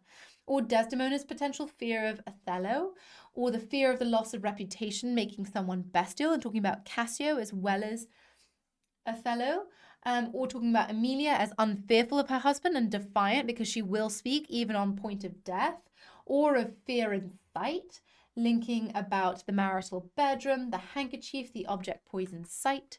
There's loads to talk about that we've already spoken about, but worked into a different idea. Same with the theme of masculinity, reputation being important, ownership and power over women and cuckoldry being important, threats to masculinity justifying violence against women. That's very similar to that idea 4. Iago manipulating Othello through fear of not being a man by showing that Desdemona is impacting his reputation, and the ending revealing that reputation is more important than women, or Emilia subverting hegemonic masculinity, or a paragraph on Cassio where we're talking about him exemplifying the Madonna-whore dichotomy in the way he speaks about Desdemona and Bianca. If we think about relationships between men and women, we can talk about father and daughter. We can talk about the lovers in a passionate relationship, Othello and Desdemona as really loving each other, but maybe a bit idealized. We can talk about Iago's influence on their relationship. We can talk about Othello not loving her after the doubt. We can talk about Desdemona's love as active, true, and self-sacrificial. We can talk about the love between Emilia and Desdemona as subverting through their sororal bond the power of this heterosexual relationships. Or we can talk about Desdemona and Othello's relationship as being fated from the beginning because they couldn't escape the play. We could talk about Iago as an important character by saying he's the voice of society, especially in the beginning, as a catalyst of the action, who manipulates a really good, great, wonderful Othello with a perfect reputation to someone who is monstrous. Him as the director of the play, who ensnared him, a demi-devil, the mini-scenes, the asides. We could talk about Iago's jealousy, himself as catalyzing his behavior, the motive for his behavior, and Iago's ending, the fact that he is gets away with it in a way because he survives at the end of the play, even though the other characters do not. By the other characters, I mean Othello and Desdemona, of course, and Emilia. Or honor and reputation. Honor and reputation is threatened by Othello and Desdemona's marriage. Othello is the embodiment of masculinity and masculine reputation at the start. Iago manipulates Othello by suggesting his wife is dishonoring him. The fear of the loss of reputation drives Othello mad and makes him monstrous. Or Othello's fixation on reputation at the end of the play rather than on actually the murder. So just to check, if you have any questions here for me, I know we've got a teeny tiny bit over because we did take our break. I would love as well to just signpost you to some ideas here. We're going to do some more exam masterclasses, so please tell your friends, your classmates, etc. about our upcoming exam masterclasses. The Othello playlist, I will link back to you again, of all of the videos about Othello, as well as our My Resources pages on all of our A-level topics that we have right now. And then finally, I would really appreciate it if you guys could leave a review for us so that we can continue to do this work in providing exam masterclasses and providing free content to you. And hopefully you found this helpful, and we'd really love to hear what you think about it, because we're really proud of these exam masterclasses and we're looking forward to hearing how they have helped you as well. Okay, if there are no more questions, and feel free, I'm happy to hang around for another moment or two. But if you are needing to head elsewhere, then please do feel free to log off now after leaving a review, if you could, please. And look forward to seeing for the next one. All right. Thank you, everyone, for your attention, and look forward to hopefully seeing you in 2 weeks' time when we get to our A Streetcar Named Desire masterclass. Congratulations, you made it. 3 hours and 20 minutes. Very well done, everyone. Lovely to see you. Thank you for all your contributions, all your questions, all your ideas. Thank you to our mods as well, Hamza, Rani, Vani as well. For all of your help with questions and with links. That's wonderful. Thank you all, everyone. Bye for now.